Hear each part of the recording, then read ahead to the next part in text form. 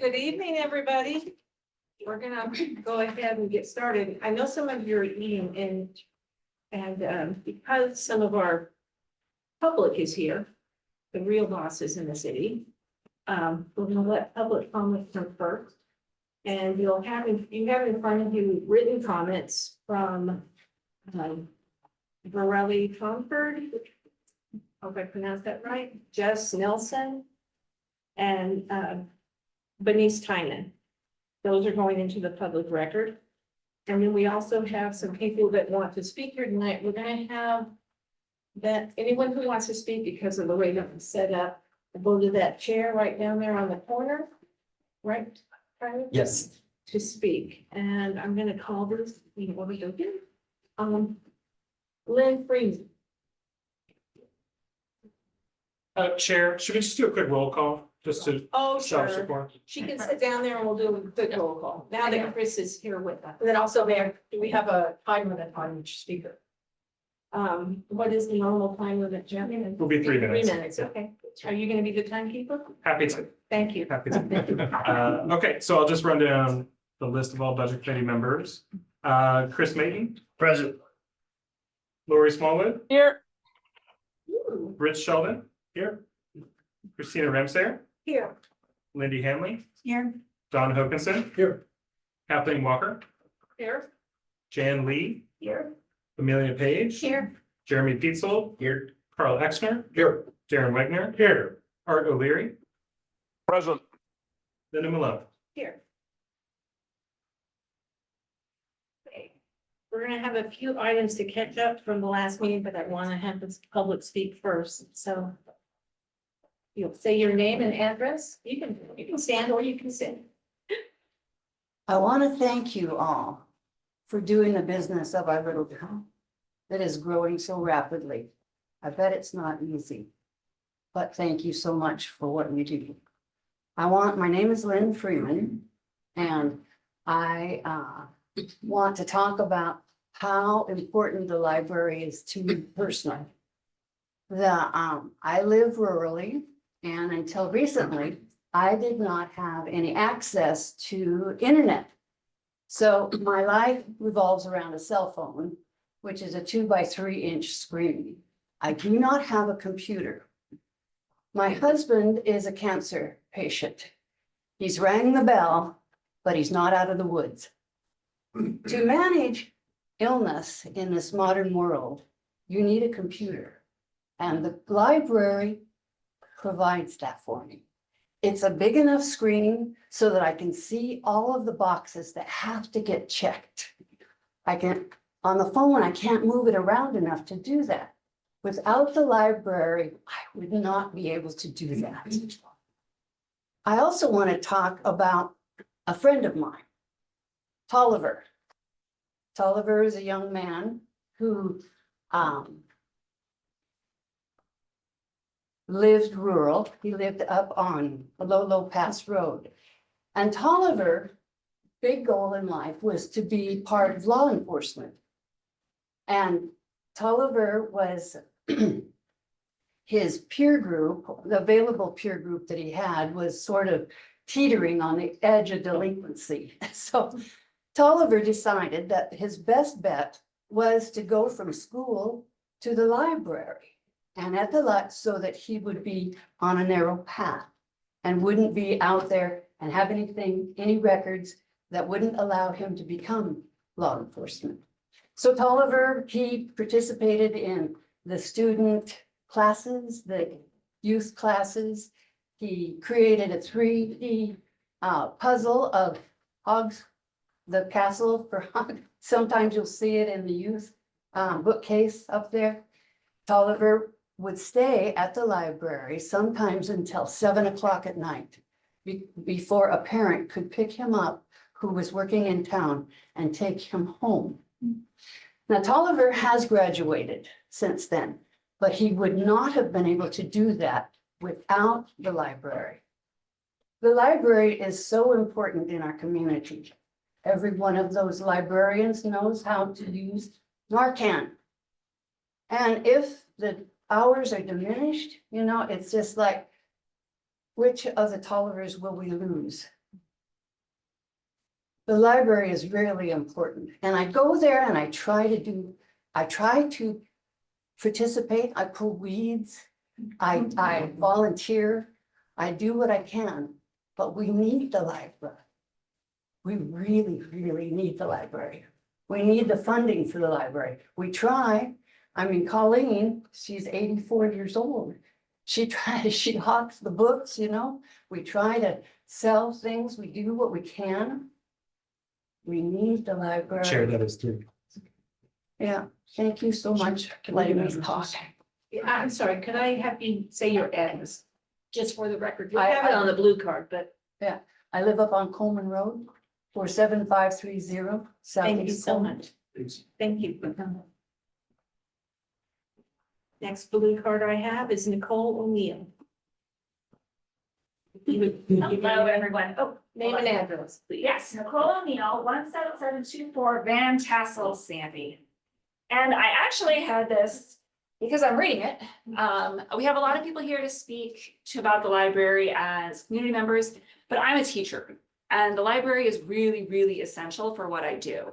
I teach dual credit world history, and this is a history book called Native Nations. This would cost me $50. My husband would kill me if I was out there buying all of these history books at $50, $60 a pop. That's just not a thing. And I have gotten a number of resources from the library over the years. I am personally a library super user, which I am very proud of and tell people all the time.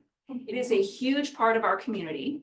As the mother of small boys who are reluctant readers, I need to be able to check out a lot of different books to find the things that they are going to read. And the library enables me to do that. I have a 6th grade boy who participates in all of the teen activities. And I echo that it is really important for them to have a safe place, a supervised place to go after school. And as an educator, in times when Oregon's literacy rates continue to drop and our reading scores continue to drop, we need to have as many hours and as many opportunities for young people to have access to the library and the activities to engage them and get them coming through the doors to support their literacy. So thank you for your time. Thank you. Next card I have is for Heather Michelle. I need to speak louder, don't I? Heather, come on down. Okay. Just get kind of trapped in those chairs back there. Shuffle everything that was. My name is Heather Miche. My address is 39385 Idleman Street in Sandy. And my question to you is, should our hours at the library be decreased? Which of the following would you feel less good about? That would not be able to occur with reduced hours. The middle schooler pulling physical resources from the shelf, you know, about the internet provided at the library, but pulling those necessary physical resources off the shelf, books and magazines and so on that are required for any written assignment typically, and this is for their final exam, which includes their final grade for their course and to graduate. Or how about the writers group that we have held at the library? That is a very professional critique and feedback group to writers. And the young woman who is finalizing her first novel and is seeking publication very shortly. Third would be, how about that senior who is able to book a librarian one-on-one time to get help with using her new computer and being able to get her new email system set up. And she's 96 years old. Or there's the single mom who does not have internet service at home. And she is coming into the library to use our computer system to submit a job application that has a deadline to be submitted by a certain time. For Molly, the second grader, who, because of her shyness and a little bit of learning disability, she has a hard time with her reading skills and developing those to where she feels comfortable reading aloud or even on her own with a parent or a teacher. And she's not able to come and hang out with a great dog with the Read to the Dogs program, which we have. And lastly, Ryan is a teen similar to Tolliver, who Lynn was speaking of. And he's able to come into the library after school and other hours, even on the weekends, and participate in programs such as Teen Makerspace, which, if any of you are not familiar with that program, you should see what these teens create. It'll blow your mind, including circuit boards, LED games, etc., and so on. And also acting on the Teen Advisory Committee. Heather, that is. That's good. Thank you so much. Appreciate it. Thank you. Next speaker will come up and give your name and address is Bethany Schultz. Thank you, everyone. I'm Bethany Schultz, and I live at 38329 Miller Street here in Sandy. I wanted to talk a little bit about the importance of investing in our library. But my sweet daughter with me tonight, and I was reflecting on the past couple of weeks. In the past 2 weeks alone, my daughter has been able to find books that encourage her new love of reading. She read to the sweet dog Tanis that comes every Tuesday, and she got to build a catapult to launch marshmallows at our beloved librarians and later into her best friend's mouth. All of this was only possible because we have a library that values community, learning, and accessibility. To invest in our library means we have decided to invest in our people. When people from outside our city limits visit our library, we all win. Perhaps they also grab a cup of coffee at Ant Farm, pizza from Sparky's, or visit any number of our amazing businesses in our downtown corridor. In difficult times, when families are struggling to buy basic needs, reducing library services would be detrimental to our community as a whole. It's our safe place where we can go whether or not we have extra money, whether or not our resources have been stretched to the limit, and no matter who we are. It's where our kids can go after school to learn and connect with trusted adults who sometimes help them with marshmallows. It's where we can connect online to find jobs, learn new skills, or collaborate with others. We need to find a way to expand ours, likely through the formation of a new library district. But for now, we need to do all we can to ensure the library hours and staffing are as robust as possible for all who live here in our beloved community. Thank you all.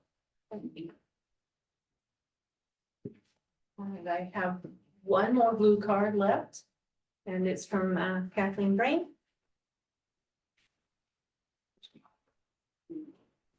Good evening. I'm Kathleen Drain. I reside in the unincorporated portion of the Sandy Library Service District on Coleman Road, 47698. I am here to counter comments made at the April 28th Budget Committee meeting questioning the city's contributions of general funds to the Sandy Library's budget. I'm going into the weeds with you here, so please bear with me. I refer you to the submitted chart is on the back of the package that was circulated by Jeff. This chart highlights the difference in the amounts paid per capita by city and by unincorporated residents by service area within the whole library district for 2025-26. Those are the pink columns. As Mayor Walker noted at the last meeting, in the Sandy service area, unincorporated area residents provide significantly more per capita than Sandy City residents, namely $60.81 each, compared to only 35.49 cents coming from each Sandy City resident. Because of this discrepancy, although representing 53% of the Sandy service area population, unincorporated residents fund almost 66% of Sandy's district allocation. If the city were to correct this disparity so that its city residents contributed comparably, the city would have to add $333,000 per year, or $666,000 per biennium from the general fund or via in-kind contributions to the library's budget. Does the city achieve that? No, only partially. First, it provides a city-owned building. What is the value of the use of that building? Based on a feasible rental value of $11 per square foot per year, that would mean the city provides an in-kind benefit of approximately $255,000 per biennium. Second, the city covers the debt service on the loan for the improvements made to the city-owned library building in 2011-2012. That amounts to $90K per biennium. Together, these equal $345,000, but leaves a shortfall of approximately $315,000 to reach the $666,000 adjustment if there were equity. Adding in the $116,000 general fund allocation appearing in the proposed budget, that still leaves almost $200,000 in unpaid equalization for this biennium. To trim that already spare general fund allocation any further would mean not only a cut in services, but also a continuation of the city not picking up its fair share for operating the library. I note in passing that the $200,000 shortfall in the next biennium would more than cover the balance required to fit out the bookmobile. And last year's special contribution of $150,000 for the outreach vehicle is exactly the type of supplementary support the city should be providing. Yet that additional contribution last year still did not fulfill the city resident funding equalization for that biennium. To close, do not cut the general fund allocation, please, on the general reserve line. If anything, it should be increased. Thank you.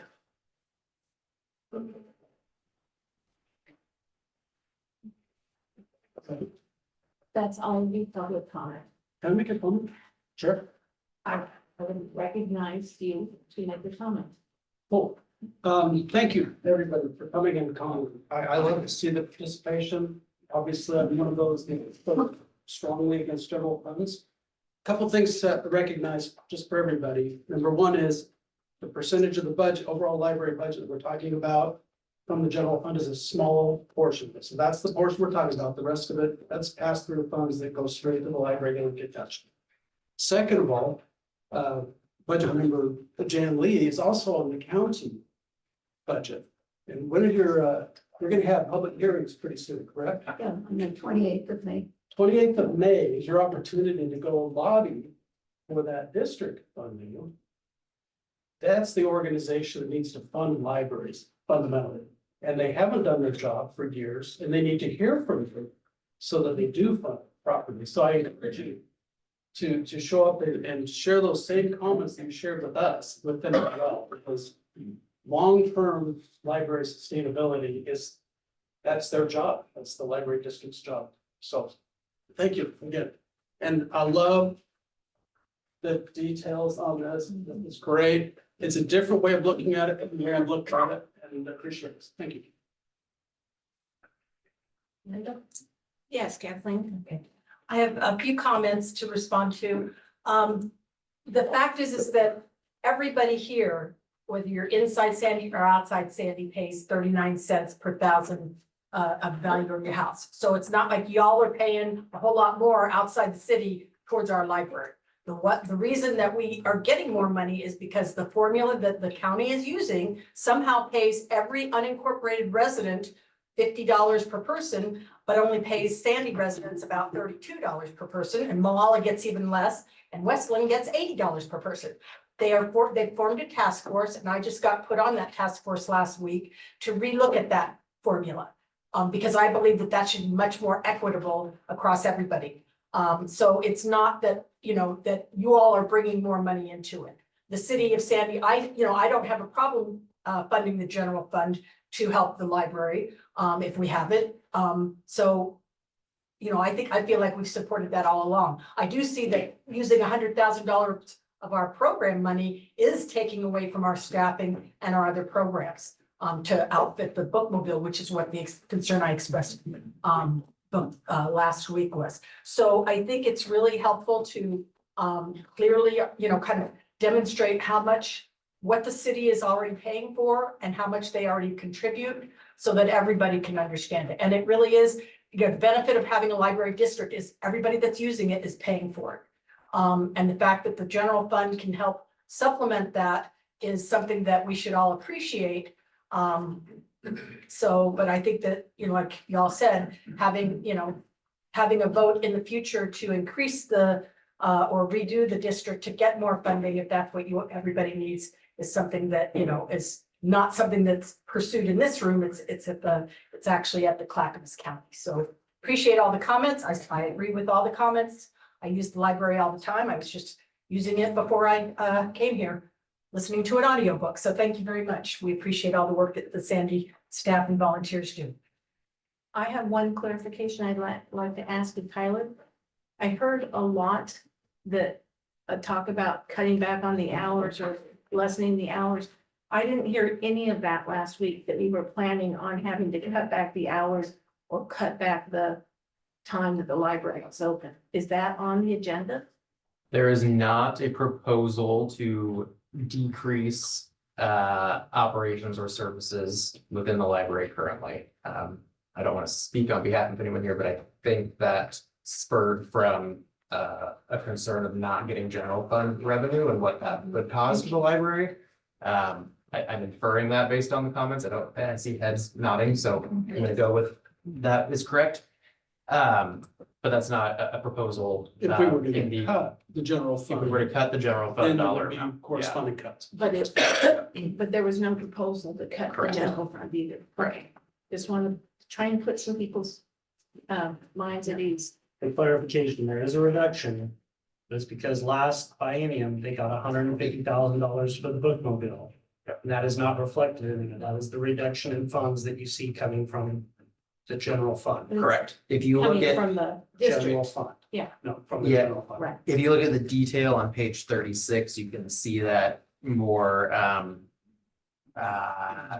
presented in a detailed manner where there was a transfer from non-departmental of that 150,000 for the purchase of the vehicle in the existing biennium. Mhm. And then there's an operations transfer from the general fund, and then a debt service transfer from the general fund. So that operations and debt service total is being held constant in this proposed budget from the current biennium into the proposed biennium at $206,000. And the decrease, to your point, committee member Sheldon, is a reflection of not allocating additional general revenue for acquisition costs of the outreach vehicle, excuse me. Mobile library. Mobile library. I'm gonna get the name right eventually. You know, people are going to talk about bookmobile. Called the mobile library, because I had bookmobiles. I was gonna say our generation, that's what we're. When gonna I lived in Monterey, California, went to a school on the hill, and we had a bookmobile that came to our neighborhood, and I loved it. So,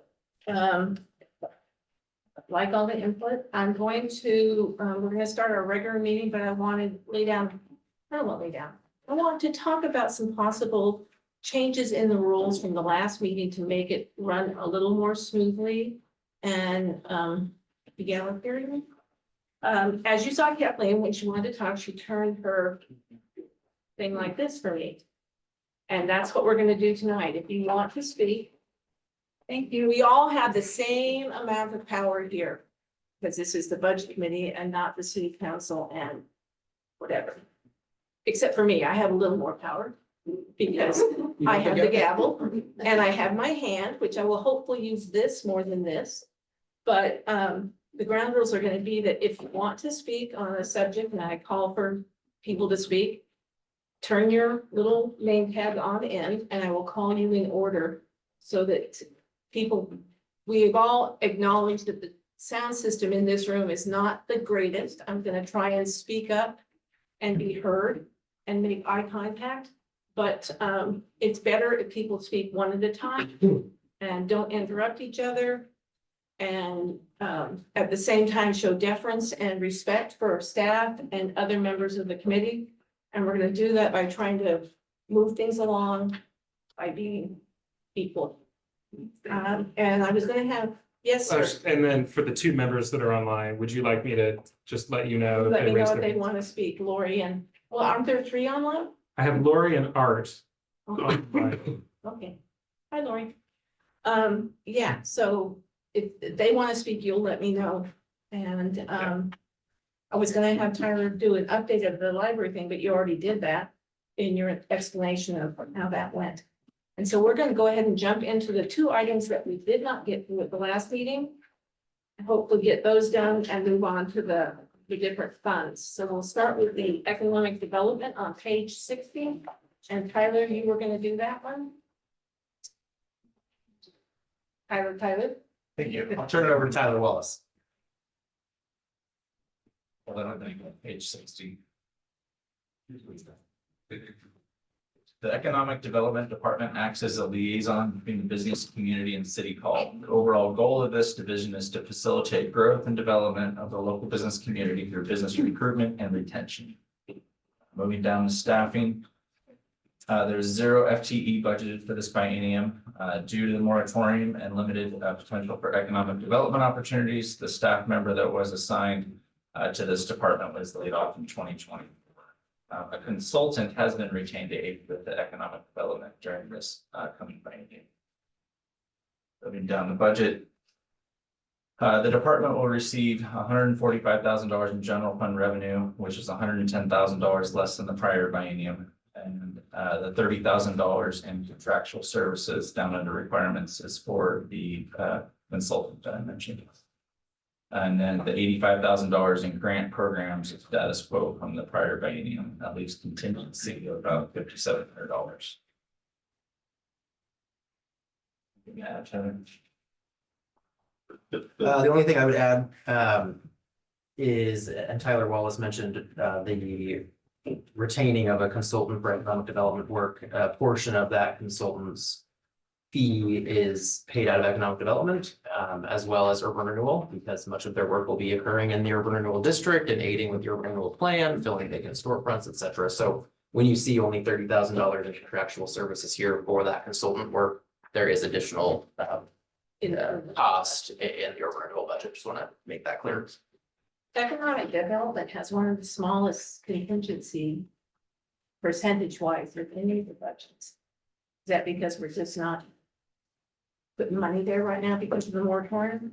So the idea is there's just not a lot of possibility for variance, just given what's budgeted, and to budget additional contingency would require additional general fund revenue allocation, which would mean less general fund revenue for other departments. I have one question. I was gonna point out that Lori Small. Lori. Your turn. Oh, we can't hear you, Lori. Mute. Thank you. First off, what page are we on? 60. Page 60. Okay, I've got a different budget because my page 60 is Parks and Trails. You've got the wrong budget. So are you looking at the page number on the document, or like the page number if you're like using the PDF page number? I'm looking at the one that was sent out to council.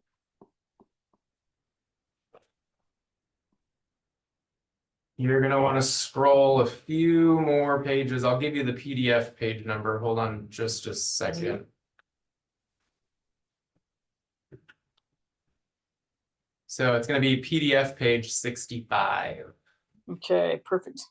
I must have scrolled past it like 7 times. And just real quick, since I have the floor, I really disagree with the statements that we don't have economic development possibility.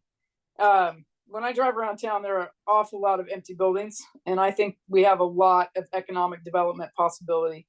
So, I was just gonna ask a question about that. yeah, so and Tyler will attest that this has been something that he and I have talked about several times. And I've mentioned it before in council meetings, but economic development, this is very, very important. And this line item, whether it's using a contractor or whatever, but this is a very important thing for Sandy's future and the future of the business development in the city. The question I was gonna ask, in line with what Lori just asked. The moratorium is less less of an impact on our downtown, because if there's an empty building, it is already assigned a certain number of ERUs. So the moratorium is mainly because of the lack of ERUs, but if we wanted to try and get businesses into those empty spots, it could still happen even under the moratorium, because there's already ERUs existing with those businesses, correct? Generally, yes. If the use of that building were to change significantly, the Right, if it would go associated from a- ERU would change. From a passive one bathroom thing to a kitchen or a restaurant, it would be different. Number of ERUs required. And But just if to it remind, stayed the same. Yeah. Yeah, just to remind the group and those listening, ERU stands for equivalent residential unit. So one ERU is one single family home or one small storefront with a bathroom essentially. it reflects on the impact of the sewer system, which we are currently under DEQ, Department of Environmental Quality orders to not increase our input, or I should say our output into the stream. We have a work session scheduled for May 19th. I think I can read that calendar. Thank you. With the council to determine, and the Economic Development Advisory Board to discuss next steps, goals, immediate action related to economic development with our consultant. And so again, that's why I wanted to highlight that a piece of that consultant work is also paid out of the Urban Renewal Board, because certainly there is economic development work that can be done in the short term. Specifically, I think filling vacant storefronts is of high priority for both the Economic Development Advisory Board as well as the City Council. And so in recognizing that, having this consultant on board that can help facilitate people that are looking to find a storefront and people that have a storefront and looking for someone to move into their storefront and bridge that gap that currently exists. Since I didn't see, I'm gonna start with Kathleen and then, I was last of these folks. okay, so I'll go this way. So Kathleen, Yeah, Lori is absolutely right in the fact that there's lots of opportunities for economic development despite the moratorium. And the kind of the low hanging fruit that we've identified are the vacant business and tenancy opportunities, the road fabrication and the Champion Way properties, Cedar Park periphery opportunities, Mike Maiden's property out there that he's been working on, the 362nd and Bell potential, the Bi-Mart shopping center improvements that we've talked about with in the past, and the street banners in Wayfair finding, actually, John Lagarza, the economic development consultant, identified the need for wayfinding signs, but to kind of go with those street banners that we talked about at our goal setting meeting that I kind of passed around. So there's a lot of opportunities, and the intent is that the Economic Development Committee is also at that May 19th meeting, kind of hone down and focus in on a few of the opportunities that we can kind of get started on right away with a longer term plan to kind of pursue the longer term higher hanging fruit. So she's right about that. I do have two questions about though in my questions, and that is the tenant improvements for improvements outside the SURA in the general fund? Correct. Okay, all right, and then it just seems the indirect cost for economic development seem a little high, given it's down almost by half from like almost 300K to 149K, but there's still like 26K for indirect. Is that kind of like kind of backdated a year and it takes a year to catch up? Yeah, so we use, just from a general response to that question, across the board, we use the prior biennium's operating budget and staff to determine the current biennium's allocation. Otherwise, we get kind of in this circular reference issue and Excel formulas, and it becomes. Yeah, and I'm thrilled with our new challenging. economic consultant, and we're really excited about meeting on May 9th to kind of discuss that. I look forward to Lori's thoughts on that too. Jan Lee, thank you. My concern is when I look at the 30,000 for a contractor, I know a lot of contractors charge at least 100 and a quarter hour. And that comes to only 2.5 weeks each year for 2 years. And I think as important as the revenue from businesses are to our community, that's not really enough money. And we should also be looking at some kind of a plan for the Bell Street development in the future. So I don't know if my figures were right when I figured that 125 an hour, but that doesn't really come to very much time. It's unfortunately, the consultant that we have is just on retainer. We don't get charged an hourly rate. We're paying a flat fee per month. And so we are, you know, able to work him and his firm very hard. We have is it a 12-month initial contract that we signed? I believe that's right. With Mr. Lagarza and his firm. So we do think that that 30,000 for the portion that's being paid for out of economic development is enough at the time, for the time being. Certainly if there's a longer term relationship that's established, that may need to be, you know, remedied depending on how many hours a week we're actually using his services or their services. But for this first year, we should have enough in the urban renewal budget to cover that portion of this contract. So it's in two different budgets. Yeah. Correct. And most of the opportunities of Talk with Vacant Businesses is in the urban renewal area. Yeah, so not to get too far into the weeds, but the last analysis we did, which was probably maybe a year and a half ago, about 90% of the business opportunities are within the urban renewal district and 10% outside of the urban renewal district. So we kind of use this rough 90-10 split in our head. The allocation that is presented in this budget document is 25% of the economic development, or 25% of the consultant being paid for out of economic development, 75% being paid for out of urban renewal. So a little bit of a different percentage there, but also, you know, we're still identifying exactly what that work plan is going to look like. And so that 75-25 seemed like a reasonable approach to kick things off. Certainly, if we needed to charge urban renewal more in the long term for their portion of the services, urban renewal budget is much larger than economic development, has the ability to absorb some extra costs if that's the way that things go in the future. And the Bell That makes State good crew would sense. probably mostly come from urban renewal because it's not low hanging fruit, but it's that long term fruit. It's like the prunes. Carl. Okay, so a lot of the stuff that has already happened, I'm not gonna repeat because I agree with a lot of what's been going on here. The only thing I would say is I'm assuming that the SORA, the urban renewal portion will have some leadership with staff to guide the contractor and to be nodding your head and shaking your head.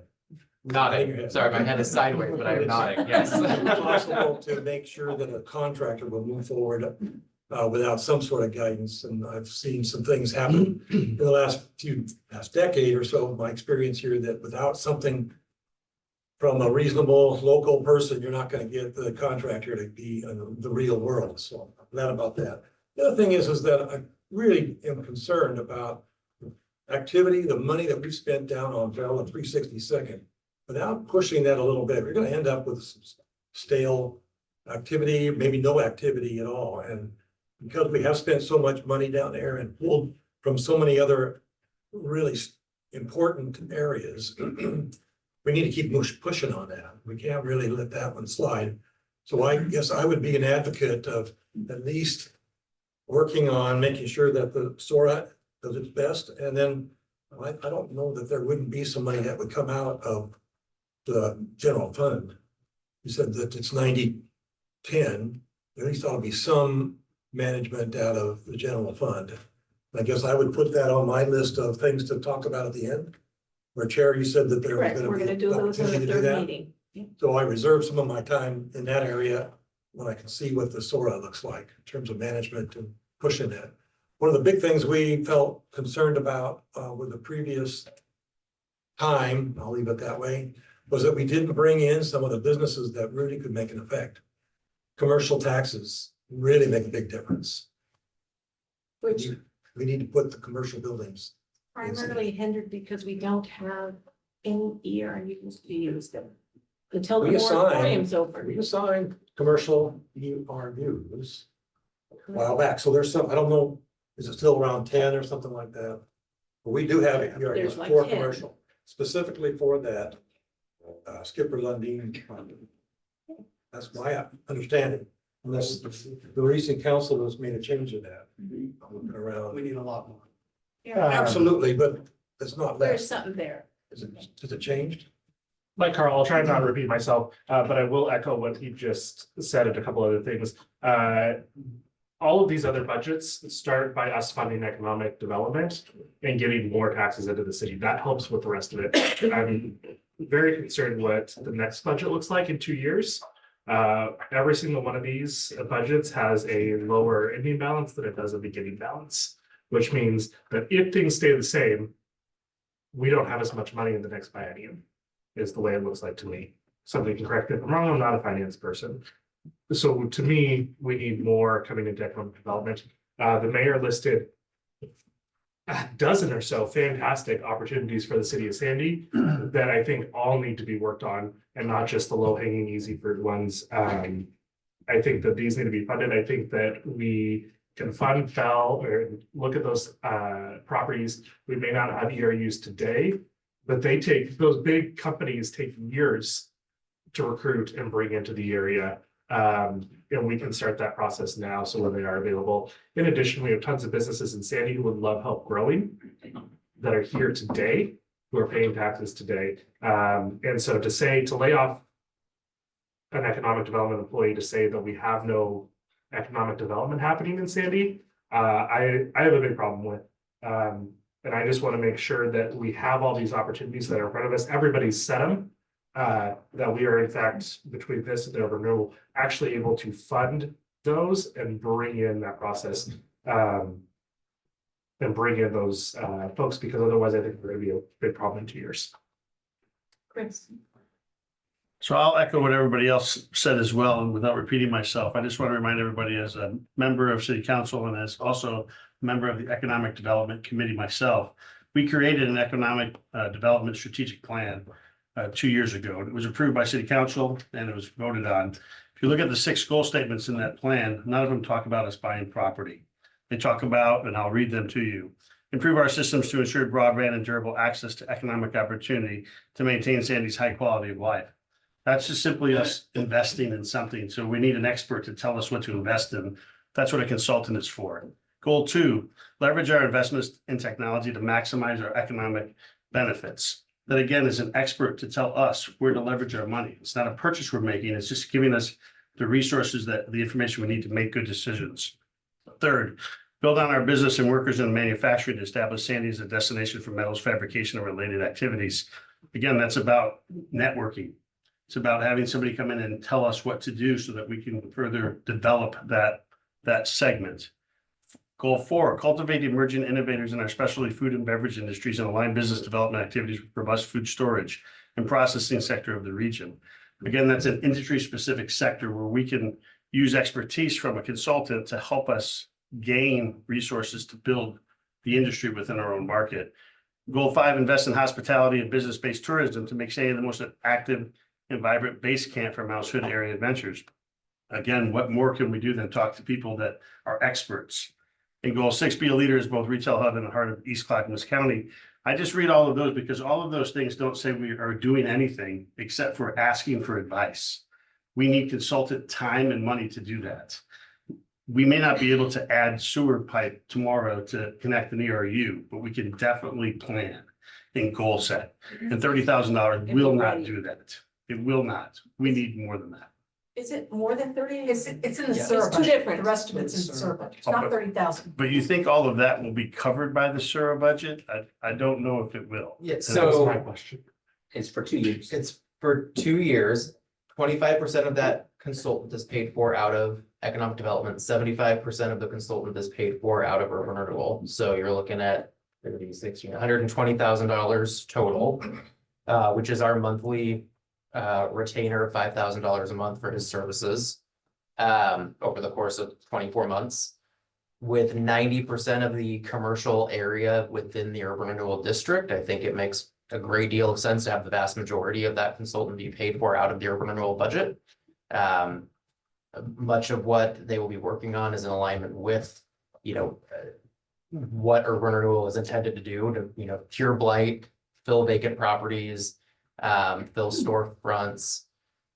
We have the economic development strategic plan that we, in alignment with council goals, bringing back as a background document for the comprehensive plan, getting that adopted formally in that way. And then certainly, responding to the council goal of supplementing staff capacity to implement the economic development strategic plan to create more living wage jobs, support local business growth, and support a strong local economy was the objective of getting this consultant on board.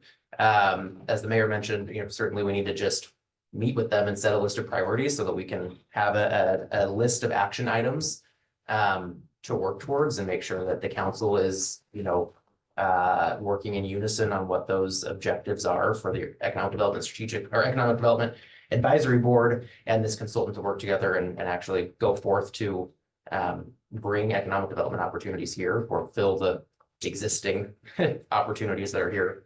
So I guess that was a very long-winded answer of saying, I think that we have an adequate amount of money set aside in this biennium for the consultant work that we need done right now. But didn't you say the 30,000 was just the retainer fee?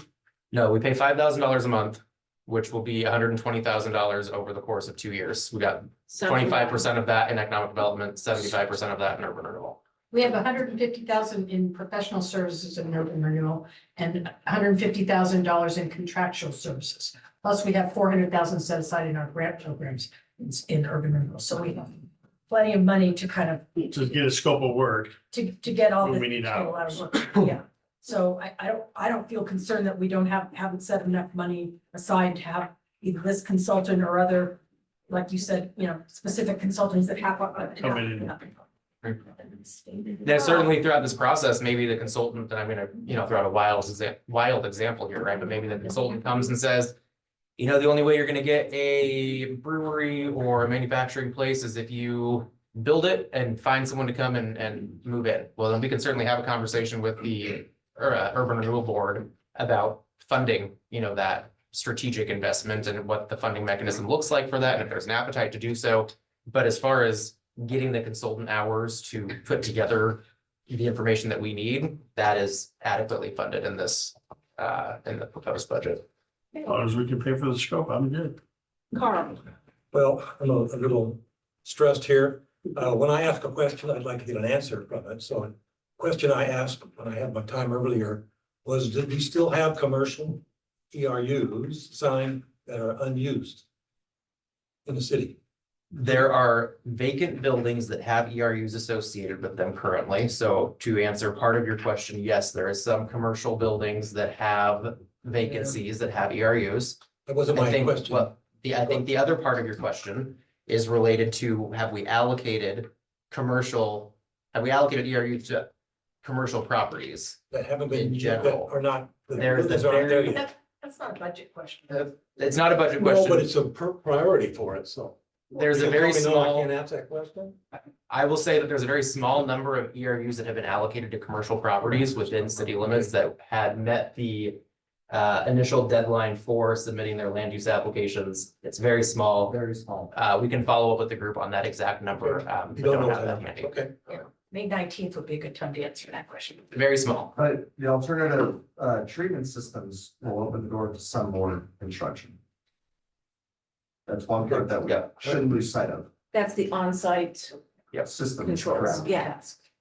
Okay, Jeremy, I just want to say, as the chair of the Economic Development Committee, how proud I am that I could just sit here and let all of you lobby for economic development.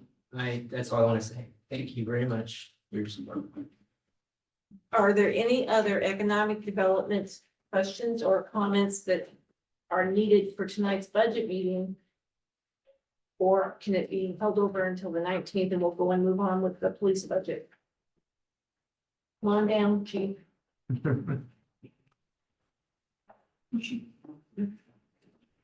We're gonna go to page 39 in your paper document.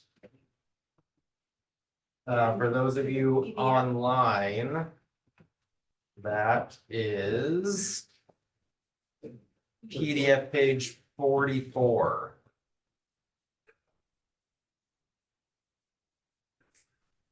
Thank you, Tyler. You got it. Jeff, Just took me a while to scroll there to tell you the right number. I'm sorry. just to anticipate, can you go down the next set of funds when we get done with police and get the PDF number for each of those? So that Absolutely. It should be adding 5 pages. each one should be 89 and 91. Okay, add 5 pages. Okay. The Sandy Police Department fulfills law enforcement needs for the people of Sandy. Going down to staffing, FTE for the 25-27 biennium increases to 72 FTE from 20 FTE. Last fall, council approved a transfer of $300,000 additional funding to police to fund the purchase of new safety equipment for officers, as well as funding for one sworn officer for a year. City staff commit to try to build that officer into the budget for the entire 25-27 biennium, and this proposed budget does that. The budget also includes a new community safety officer that the city received some grant funding for. Going to page 41 +5 for those in PDF for the budget. Beginning balance of the budget is $197,000. The county grant of $205,000 from Clackamas County is for the community safety officer position, and the roll-up that shows up under intergovernmental and not grants. Fines, fees, and assessments is budgeted at $1.25 million, up from $1 million last biennium. This includes the public safety fee as well as citation revenue, in addition to a number of other smaller items. The public safety fee was created to fully fund 2 officers ongoing. Due to increase in staffing costs and slower new development, the fee needs to be increased by $1 to meet the goal of fully funding these positions with that fee, and that increase is reflected in this budget. The increase in court fines is attributable to the increased number of officers and an increased focus on traffic enforcement. And general revenue allocation is increased to $7.618 million, up from $6.67 million. Police received a significant portion of the total increase in the general fund for this biennium. Moving down to requirements. Personnel services are about $7.5 million, up from up 1.3 from last biennium. This includes the two new FTE and then just normal salary and benefit escalation. Material and services are $1.18 million, which is a moderate increase from the current biennium. You'll notice that vehicle purchases are 0 because in this biennium, police will start using the newly created general fund vehicle replacement set aside, which will be an asset replacement fund that we'll talk about later tonight. And then finally, contingency is about $58,000. Tyler, Chief, anything to add before we open for questions?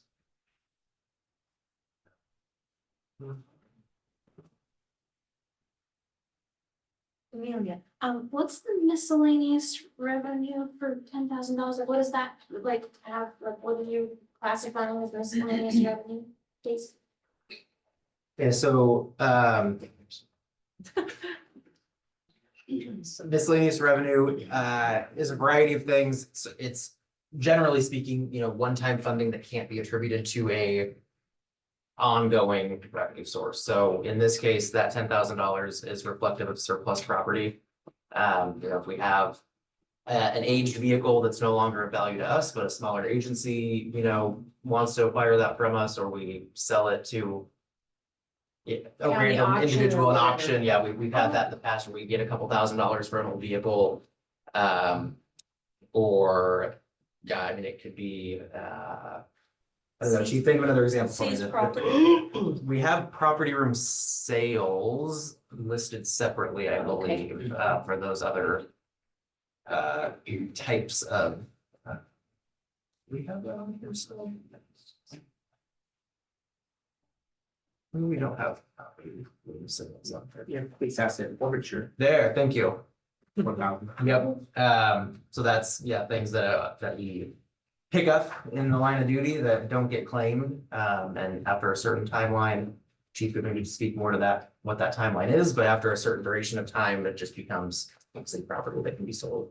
It's not a huge generator of revenue though by any means. It's relatively small in the grand scheme of their budget. Sure, if that's okay. I got really confused. What is the difference between your contractual service and your professional services in the police? Because there's such a big jump between your contractual services, like from last year that was actually budgeted for, and then there was also such a jump from last year's budget to this year's. have a hard time understanding like where, what you classify as contractual services versus what you can classify as professional services, because it seems to change no matter what, like, department we're in. And I would love a one definition, but I know that's not gonna happen.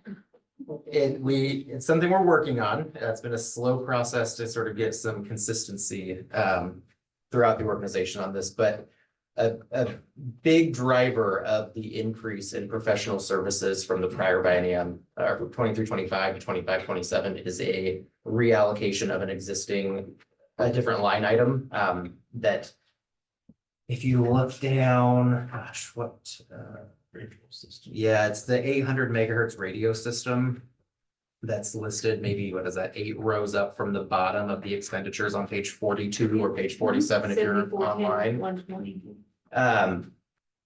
Historically, that line item has captured the acquisition costs of the radios when we first bought them, as well as the annual maintenance or subscription or whatever the right terminology is. From an accounting perspective, that account starts with a 7, which means it's a capital account, not a materials and services. And so we're reallocating those annual charges up to professional services. So that's more of a internal correction so that we can better account for where those expenses need to be coded. Long-winded answer, but the shuffling of. Amelia funding. comes to this with a little more expertise than most of us on here, because she has a degree in accounting.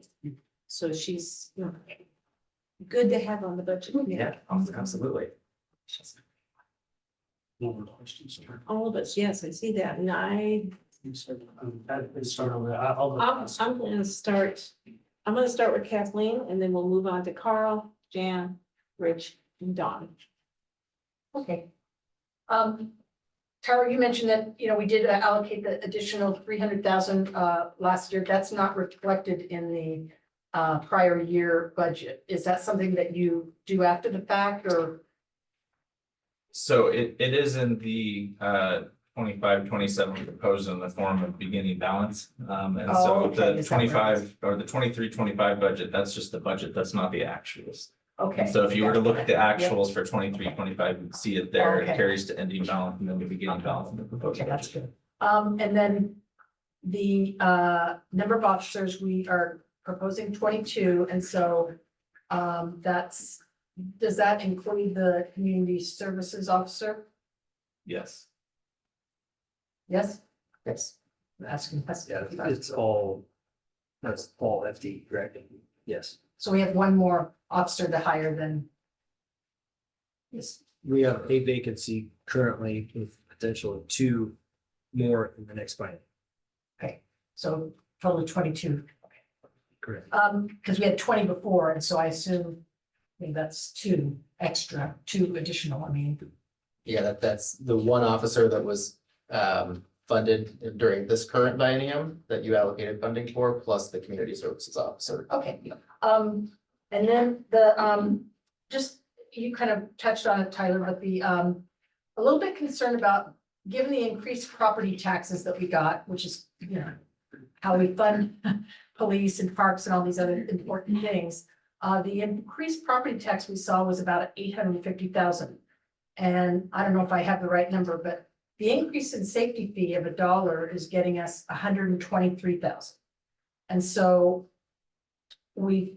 I'm a little concerned that we're, you know, to your point, Tyler, you said, you know, we're basically giving, you know, 618,000. I could be wrong on my numbers if that, whatever, anyway, 618,000 of the 850 additional property taxes we got are all going to the police, which is most of it. And so, given that all these other things that are depend on the general fund, that just seems like a lot to bite off and commit to when you have a safety fee that, you know, if we're saying we need additional officers and all that, that's a way to pay for it. We can't charge the people going to the dog park and the skate park and all that. And so I guess I'm a little bit concerned if that's, you know, is how do we fund that on a long-term basis? And so that's kind of a discussion, maybe we have it on the third day meeting or 3. something like that, but I do have some concerns about that. And last, well, a couple things, the SRO, that's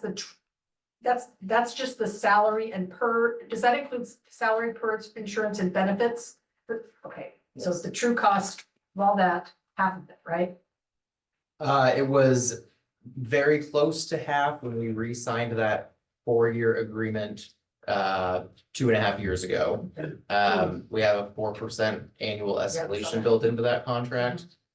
I think it's safe to assume that our costs have probably gone up more than 4% per year, given the rising cost of PERS and insurance and things like that. So we have 1 more year under the existing agreement with Oregon Trail School District. We'll be renegotiating, 9-10 months from now on what that new rate needs to be. And so what I'd like to propose on that is just the kind of getting that lined up with our fiscal year as much as possible. And then, I know y'all change up the SROs every 2 or 4 years or something. It's 4. Okay, and so this, that way we'll be able to kind of allocate, to reflect the officers that are actually serving as that and the actual cost of that. So we should be getting that based on actual costs. And because I think what we initially did was base it on like the newbie officers, and that's not who was in there. And so we were losing our shirts on that, So, and then last is, I'm a little bit confused on that. There's the interdepartment loans and the regular loans. And what's the difference between those? So the interfund loans is a loan from the transit fund that was issued to the police department several years ago to fund some capital purchases. The other just general loan principal and interest line is debt service for some leased vehicles that we have. So none of that was from the Estacada thing? No. Okay. Is that all paid off? Well, the interfund loan, so no, there was no debt related to the Estacada contract, Okay. but because of the significant budgetary shortfall at that time, Okay. there was the interfund loan from transit to police to pay for capital equipment that was necessary. Okay. Unrelated to Estacada, but Estacada compiled on that financial issue during that time that Okay. we I would like to just kind of find out, when are the loans paid off for that? Not now, but that's just something to follow up on. I can tell you just really quickly, because I have it right here, the police department is 4 years, 4 years of payments left, so 2 in the proposed biennium that we're going into, and then we'll have 2 more years until that's paid full. Thank you. Carl? Oh, okay. Well, the mayor did a good job covering a lot of my questions. The only one I have left over is, what is the next negotiations for salaries and the union coming up? And then I assume that's not this fiscal, 2 years, 5 years? The contract expires June 30th, 2025. We are working with our labor attorney and the association's labor attorney to get negotiation dates on a calendar and start working through that process. So there's potentially a shortfall in here because I know that the negotiations won't go less. So we have a salary increase That was a built in to the budget, but it may be slightly more than that. It could be slightly less than that, depending on where negotiations go. I assume that that's a negotiation strategy, not to tell how much money we're gonna allocate for the increases, but That would be it silly. is important to know that there may be some more monies needed then, right? There's always a potential for that. Diplomatic statement, okay, that's it for me. Jan? Yes. I know it's always been a goal of the cities to have 2 policemen on each shift together. And I wonder with this budget and adding what we are adding for personnel, if we're getting close to that goal. We should, if we can get full FTE, we should be able to meet that goal. I'm sorry, I can't hear you very If, well. if we can reach the full FTE, we should be able to meet that goal. Oh, Another way of saying During this that biennium. is that we've had some ongoing vacancies. Seems like once we get fully staffed, someone else separates. And so when they're, even one vacancy creates a challenge in having. And if As the person we robust of hire has coverage to go as to the we want. academy, then Right. that delays it even longer. So the intent, if we live in a world where we are fully staffed, would be to have those 2 officers on at all times, but there are challenges beyond our control that sometimes hinder that. Jen, Mitch? My question or issue is around the public safety fee. That is that in here, it's budgeted as if it's currently in effect, which it is not that I'm aware of. as a council, we haven't voted to increase that I'm aware of. And so, my concern is, one, we don't know for sure that that's gonna pass, which would leave us at a budget deficit. And two, we don't know the exact amount that is needed and followed by Indian. So I feel like this budget right here is kind of hamstringing us a little bit and enforcing it. What I would much rather see is the gap of money and then a recommendation from this committee to the city council for said past increase to the public safety fee or whatever mechanism we are to fund that short terms. It's more of a statement than a question. If you're keeping track of the things that we're gonna cover in the next meeting on the 12th, can you add that to the list of ones that we want to cover? Yeah. Wrap up the budgets before we get to any kind of allocation of that 467. Ron, Cool, along those same lines, I just wanted to confirm what, Chair, I can't remember what Rich said, about how the public safety fee is approved. I just want to confirm that is a council vote and not a voter response, correct? Correct, it's a council vote, So but that similar, limits risk. And so to clarify, then I would like to see that current state public service fee amount in here. The second point that I wanted to make is related to property value, the total tax that's coming in, the increase in the total tax that's coming into the general fund is around 800,000, that's correct? yes. The property tax increase into the general funds around 800,000. The outflow to the police is more than that. At what point, so that's to me that already we are disproportionately increasing police funding at the expense of others who will not grow accordingly. At what point does this become unsustainable? well, as I mentioned last week, much of the next 2 years is going to be focused on a sustainability strategy for the city. So this document is highlighting that we have some structural issues financially with the number of services and the amount of money it takes to operate all of those services. And we'll be spending a great deal of time over the next 2 years figuring out a sustainable path forward for all city services and operations. And that sustainability plan is budgeted in, that work to do that is budgeted in. It's staff time. Yeah. Yeah. Okay. Yep. Thanks. We like to pretend like we have an off year because we do a 2-year budget. We don't really have an off year, but we're filling our off year with Sustainability. sustainability strategies, yes. So is there anything else for the police budget that's not going to be handled on day 3 of this meeting on the 12th of May? Okay, we will move on to this week's stuff, which are the various funds, starting with page 84 or 89 for you, Lori. The Aquatic Recreation Center Fund. I wonder if we should rename We this. should rename that. That was my comment. Is the aquatic, is that counting the splash pad out? It's, I'm just kidding. No. But, yeah, that probably should be renamed. The Aquatic Recreation Center located on the Sandy Community Campus is the site of the old Cedar Ridge Middle School. The city purchased the property from the district in March 2017. The pool closed in 2019 and was demolished in 2024. This fund also accounts for the utility and building maintenance expenses related to the other buildings on the property. The bunker building. Moving down to staffing, there's no staffing for 23-25 or 25-27. Moving down to the budget, which is on the bottom of page 84. Resources, there is $61,000 in general revenue allocation for 25-27 versus none in the 23-25 biennium. And the reason is because there was $157,000 in beginning balance in 23-25 that was used for operations that was spent down to $28,000 for 25-27. Under requirements, the entire budget is utilities, insurance, and transferred indirect service revenue. There's a small contingency, very small, because there's little variability in the revenues or costs. Higher contingency, like we talked about earlier, would have meant more general revenue being allocated to the fund and less general revenue available for other funds. I'm assuming that next year, in the next budget for the, I guess, 25-26 whatever. The next one, the next biennium, there's not gonna be any transfer to the general fund because there's no. I mean, this, Just absorb it into some other. it has to just get absorbed. There is no entity as the aquatic recreation center. I mean, it's still gonna have insurance due on that property, but that has to be.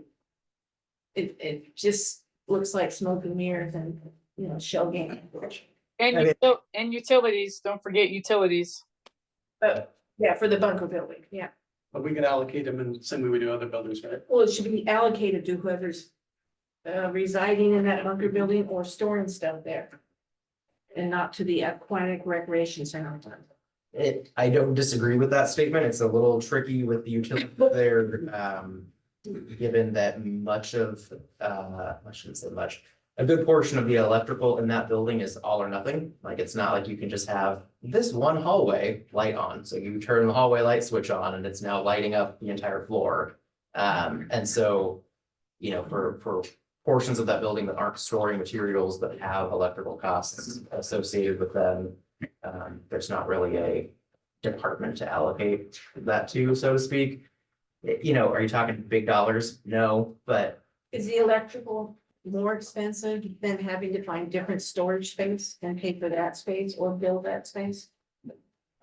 no. County problem, you guys can make this go away. Yeah. We could make it go away, sure. I mean, I would love to have a decision over the next 2 years on what we're doing with that building and that site so that we could accurately allocate those costs And accordingly. that's a city council decision. Yes.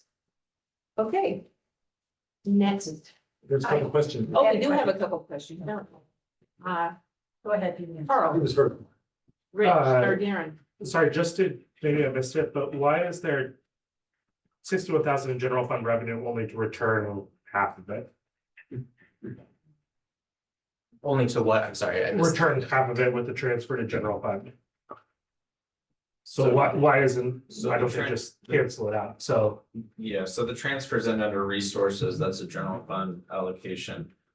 From general revenue, the transfers out goes into the indirect service model, which pays for, like we talked about last week. Utilities leaving. It goes into that fund that pays for Overhead. finance and HR and then there's all those different. for all their employees. For overhead. Okay. Oh, So, couple things. One is there's no proposal by the council to put more efficient lighting, electricity, and that kind of stuff. We did that for the building here, the city hall, saves supposedly money. So that's not part of strategy the council put together, okay? Not at this time. And the other thing that concerns me is, there's a lot of grass there that was never there before, facilities, and I see there's zero, staff for doing that, and I know that the Parks and Recreation folks have been pushed to the limits already. How is that looked at in terms of, did I miss in the Parks and Recreation, or is there Yeah. not any allocation for making sure the new facilities So are taken care of? the park itself, I Cedar don't know how to, Cedar Cedar Park, right? I Cedar can't Park. really describe, from the back of the bunker building north, is all a dedicated park that's maintained by the Parks and Trails Department. Okay, So this aquatic / recreation center fund proposed budget is specific to the bunker building south to Pleasant Street, that site there. The only remaining building, of course, is the old annex bunker building, Cedar Ridge C and D, if you wanted to really go back in time and what the school district called it. no grass. No grass. Gravel, Gravel, there's some Couple moss, but trees. not grass. some trees and some fence too, okay, all right. Thanks. future underground parking. Are you done, Carl? Yeah. You're okay. So, yeah, my thing, so whatever somebody said before about the, we should change the name of this to Cedar Ridge Annex Buildings, and it's not for recreation or aquatics. And it is my belief that Sandy Net should be paying, half the insurance and half the utilities, plus some building rent, or most of the utilities and insurance, and no building rent, because all of these other departments have to pay building rent and, facility contributions, and part of the what do you call it, the operations center? You know, you have to pay into the operations center. And yet Sandy Net doesn't pay into any of that. They don't pay the utilities, they don't pay insurance, and they don't pay rent or any of the facilities money for that. And so we are not really accurately depicting what those costs to that Sandy Net are, number one, and number two, you know, I'm also concerned about kind of why buy the cow when you get the milk for free. What's the incentive to kind of, you know, go and move, you know, build a new building at the op center when, you know, when there's no expenses here? It's kind of hard to move them that way when it's gonna cost more money. So I would prefer to kind of see, you know, to say that it's all just coming out of general fund. I realize there's some storage there of a bunch of different people's stuff, but Can we put a pin in this till we get to the last fund, which is the Sandy Net Fund? And swing back to it between the two when we get to the Sandy Net Fund? Yeah. Okay, let's move on to the next one, the Parks Capital Fund. I thought we were we're on the second item from tonight's meeting, Page 86 or 91. or 91. The Parks Capital Projects Fund accounts for all capital projects related to parks within the city. The fund receives money from developers via payments in lieu of land dedication or park system development charges. The fund is split into three departments: land, operations, and SDCs. The land department, though residential developers are required to either dedicate land for parks or pay a fee in lieu of land dedication. These funds are used to purchase land for future projects. Operations Department. This department was created in biennium 17-19 to account for expenses incurred by staffing and supporting the Parks Advisory Board and Assistant Development. Charges Department, SDCs, are fees that are collected when new development occurs in the city and used to fund new or expansion of parks, which includes trail expansion and park facilities. In addition, the city actively seeks grant money to fund park projects. Moving to staffing. There's no FTE in this department. Moving to budget, which is page 87 or 92, the proposed budget for the the proposed budget for the Parks Capital Project Fund is $7.5 million, up from $5.2 million. Under the Land Department resources, the beginning balance is up to $2.3 million, up from $1.2 million. Payment in lieu of land is budgeted at $200,000, down from $400,000 last biennium.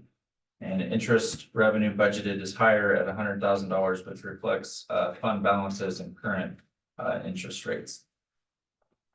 Under requirements, capital outlay is for the possible purchase of future athletic fields and natural areas and open space preservation per the city council's goal. And contingency is set at $604,000. Under the operations department, there's no budgeted activity. Under the STC department, under resources, beginning balance is about $1.9 million. There's $2.2 million in fees and fines, fees, and assessments from Parks SDCs, and about $700,000 in grants. Under requirements, capital outlay in the SDC department is for construction of various parks, including $1.9 million for Deer Point Park and $1.7 million for Mining Park, leaving $1.06 in contingency. Yeah, Tyler. I apologize if you mentioned this and I didn't hear you, but there is $700,000 reflected in SDC revenue for grants. It's a combination of the Trails grant as well as the LGDP and. local government Yep, local government grant program. specifically related to work being done in Mining Park. So that $1.7 million that's reflected in Mining Park expenses is really $1 million of SDCs and $700,000 of grant revenue. And Rochelle, do you want to come up here just in case there is any questions? Don. So with the proposed budget of Park SDC is at 2.2 million, going up to 1.8 million. And a sizable chunk committed to be spent this year. How do we manage the risk of not collecting that money should the economy and things, frame will halt. How do we manage that? I don't want to end up at the end of the budget biennium with a $1 or $2 million hit because we pre-spent. Sure. So I'll take us off. Sure, yep. Shed light or add color. So we're coming into the biennium, with $1.9 million in beginning balance. And so that essentially covers, you could argue, the entirety of Deer Point Park. That's the one that we're kicking off most quickly, right around the corner. And so that's a safe bet to assume that there's, funding set aside for that part. We have I don't know what the right word is, a reasonable estimate for park SDC is based on what we reasonably expect to develop in the next 2-year period. To your point, though, there's certainly timing issues, right? You can have a bunch of permits pulled in the first month of the biennium and then nothing for several months and then a handful more. So some of that is a little bit of a gamble. We've got kickoff for Mining Park, remind us the date. In 2026. 2026, so we've got some time. Yep. We've got some time to see what comes in over the first 6 months of the biennium from July through December. We'll know more about the grant proceeds or grant revenue rather. In the next couple months. Yes, next couple months. Next 2 months.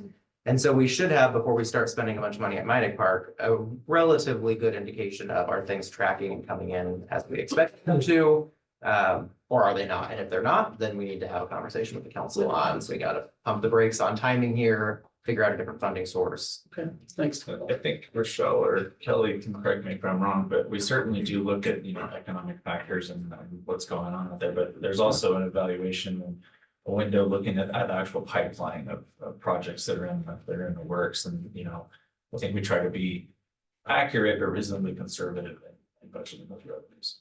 Thanks. And I have faith that the council will keep an eye on those things and ensure they stay on track. You know us though. Yeah, I do. You do. We'll know what to do if you don't. Yes. I know your number. I have Yours my. went down. I think the majority of it was covered by Okay. the question. Then I'll go with Amelia first and then Jerry. I have a basic question.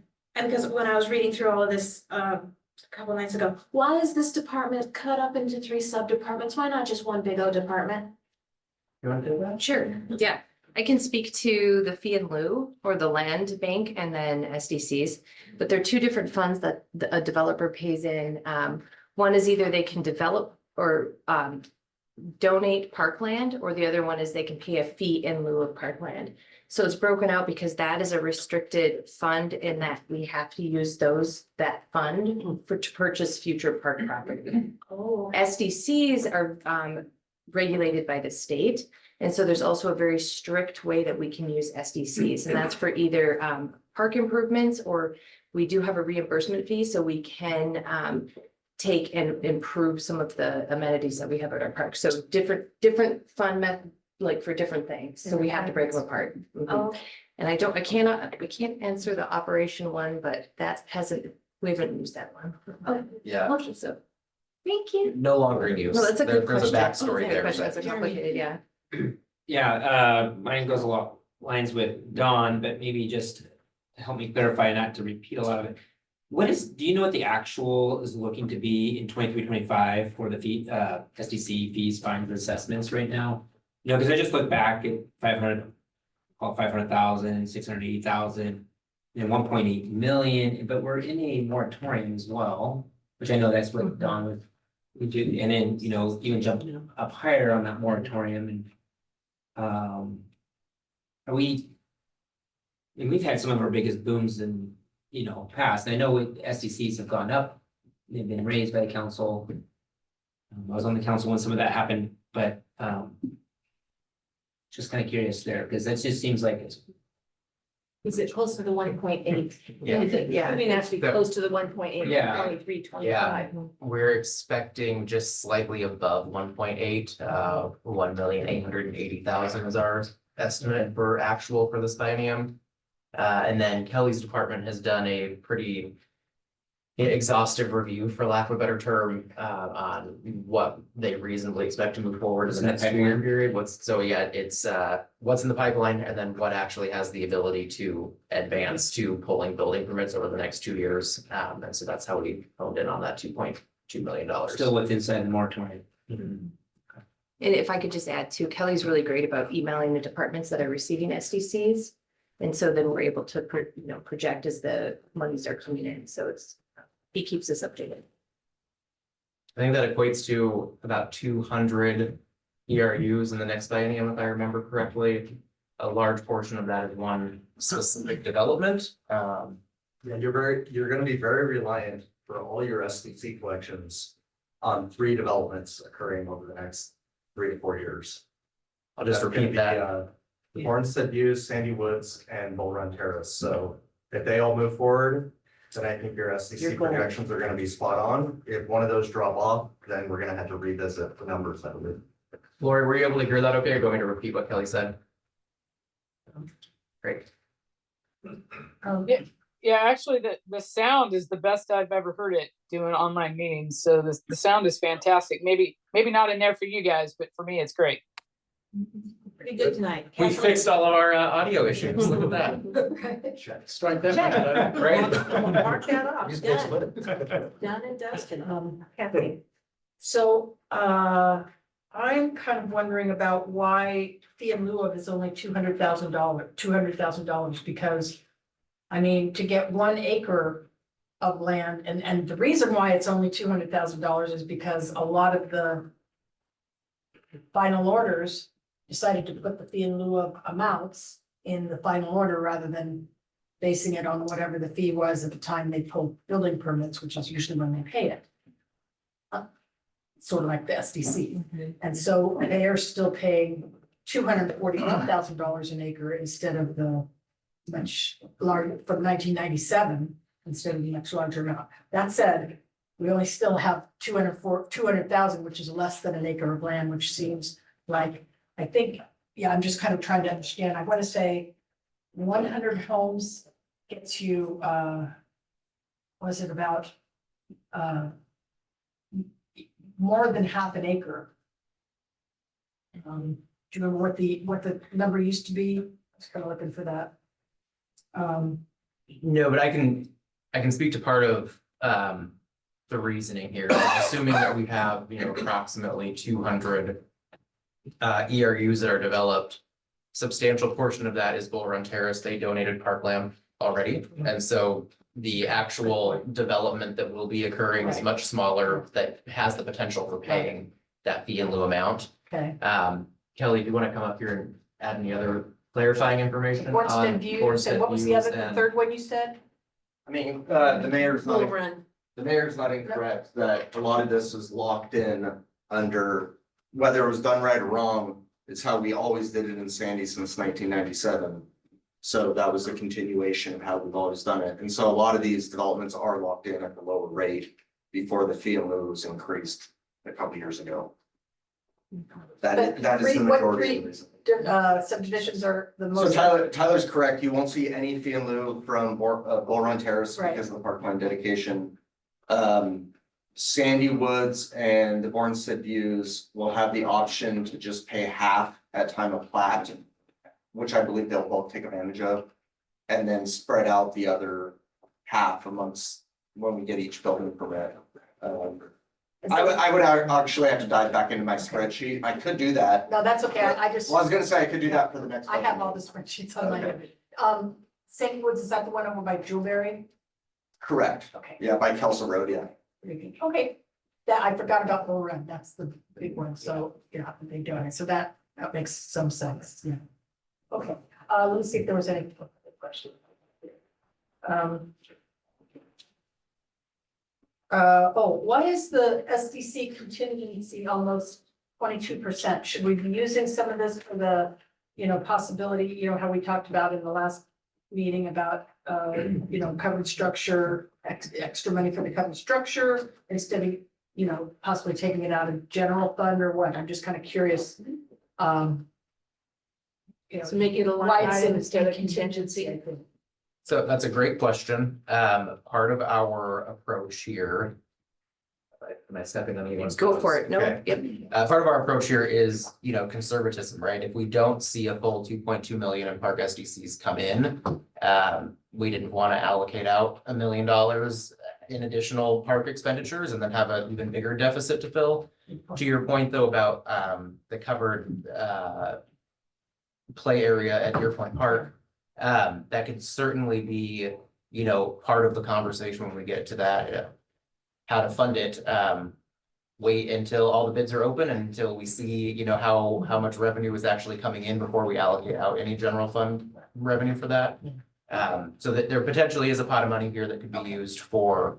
So for, rather the than general cover. fund money, at the time that the bids come in for the structure, you could pull it from, make it a line item in the budget. Which would be, again, a policy decision. We were also looking at this as seed money to accomplish other parks that are in the Parks and Trails Master Plan. So we have Ponder Lane, we have Champion Way that still need funding, and right now at this point, unless we start to squirrel away some of those SDCs, won't be possible.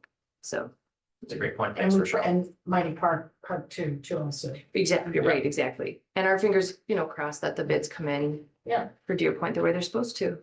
And recognizing that, we do have a limited number of ERUs going forward, right? We're expecting somewhere in that ballpark of 200 to get built in the next biennium.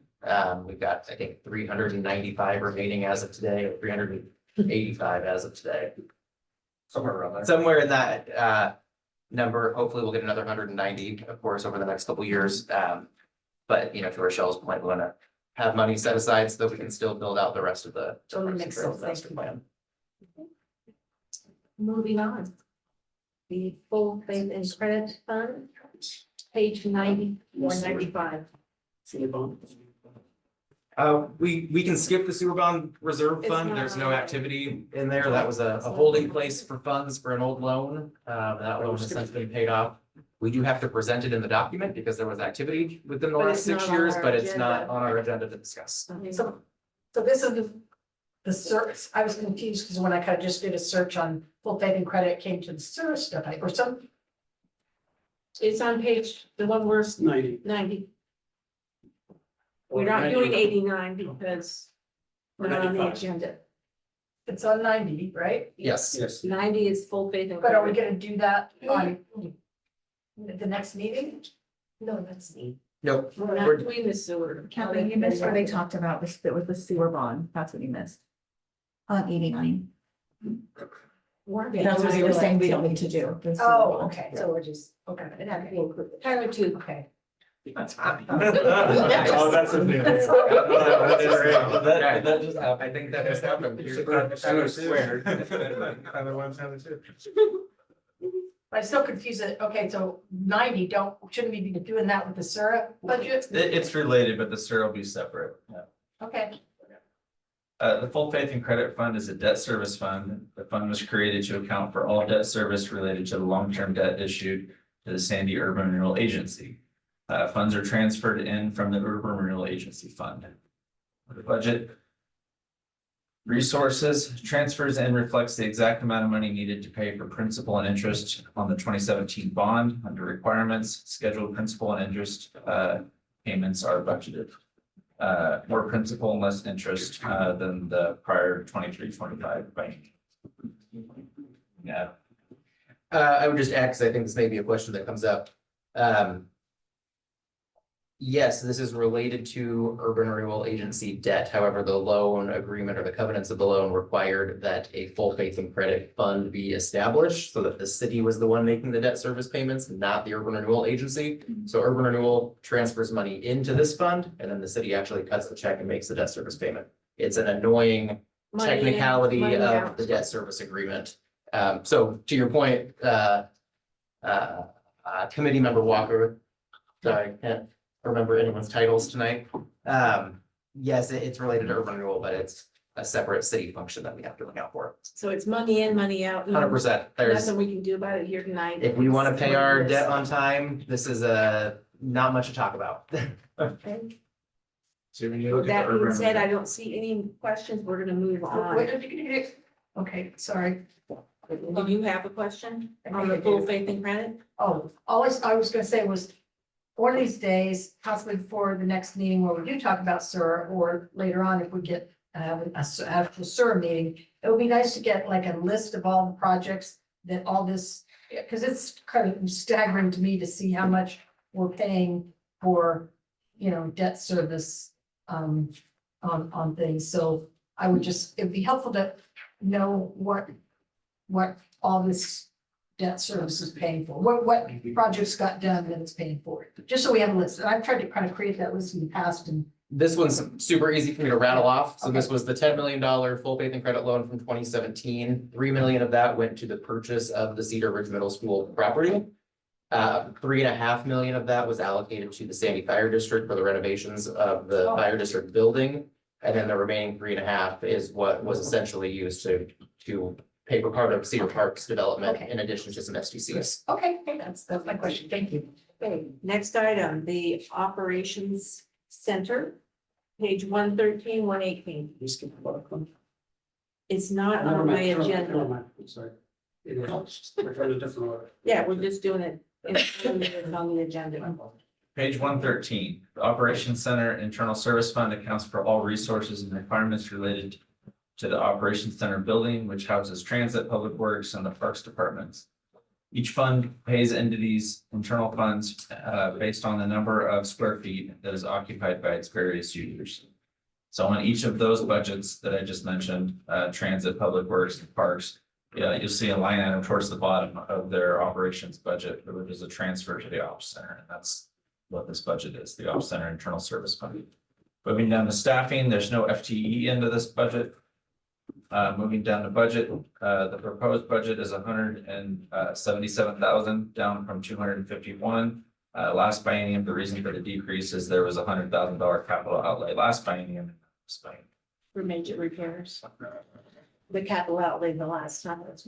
Significant siding replacement, repainting, then the first real maintenance endeavor on that building, on the series of buildings down there since it was built. Moving down to resources, there was $2,000 in beginning balance, $175,000 in transfers from departments. Those departments in aggregate were charged $75,000 less in total in the prior biennium. And then under requirements, materials and services, it's corresponding $175,000 and contingencies $2,000. Darren. I seem to recall something about some upgrades to that building being proposed and accepted. Would that fall into here? And if not, would the maintenance fall into here? Does that account for those new pieces? Yeah, so this is really just the cost center for all the ongoing maintenance, utilities, contractual services associated with that building, like landscaping and things like that. Yeah, Andy Howell, our transit director, her budget, the transit budget will cover the capital costs related to the building addition that's happening down on that site. It's sort of a long-winded answer, apologies. All of the expenses associated with that building are allocated out based on a square footage basis. So if the transit department operates out of 72, I'm making up numbers for sake of clarity. 72% of the building, they're going to pay 72% of the heating and cooling costs related to that building, and the other 28% will be allocated out. So the utilities and contractual service costs and insurance costs are all increased slightly based on a best guess of what we think those added costs will go in with a new building long term. But some of that will have to be refined, you know, as building is actually constructed and as utility costs come in and as we reallocate square footage once people really move to their new spots and how things shake out down there. So some of that is still to be determined. But we tried to reflect our best estimate right now. I had it flipped. I was just curious how contractual services went up, but utilities went down. I don't know if any utilities ended up dropping. Not a huge difference, but just odd. Yeah, so the contractual services is related to It's mostly the landscaping, and like maintenance of that site is just so vast that the upkeep is expensive. I mean, there's, gosh, Andy, do you know how many acres that site is off the top of your head? Yeah, it's 5. 5 that's within the fence and then, yeah, so I mean, we've got a lot of property there that is maintained on a regular basis.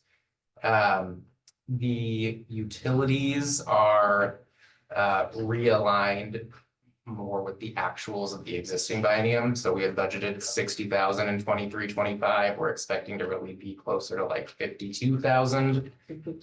Part of the decrease or, you know, sort of right sizing there was just a better watering plan for that site.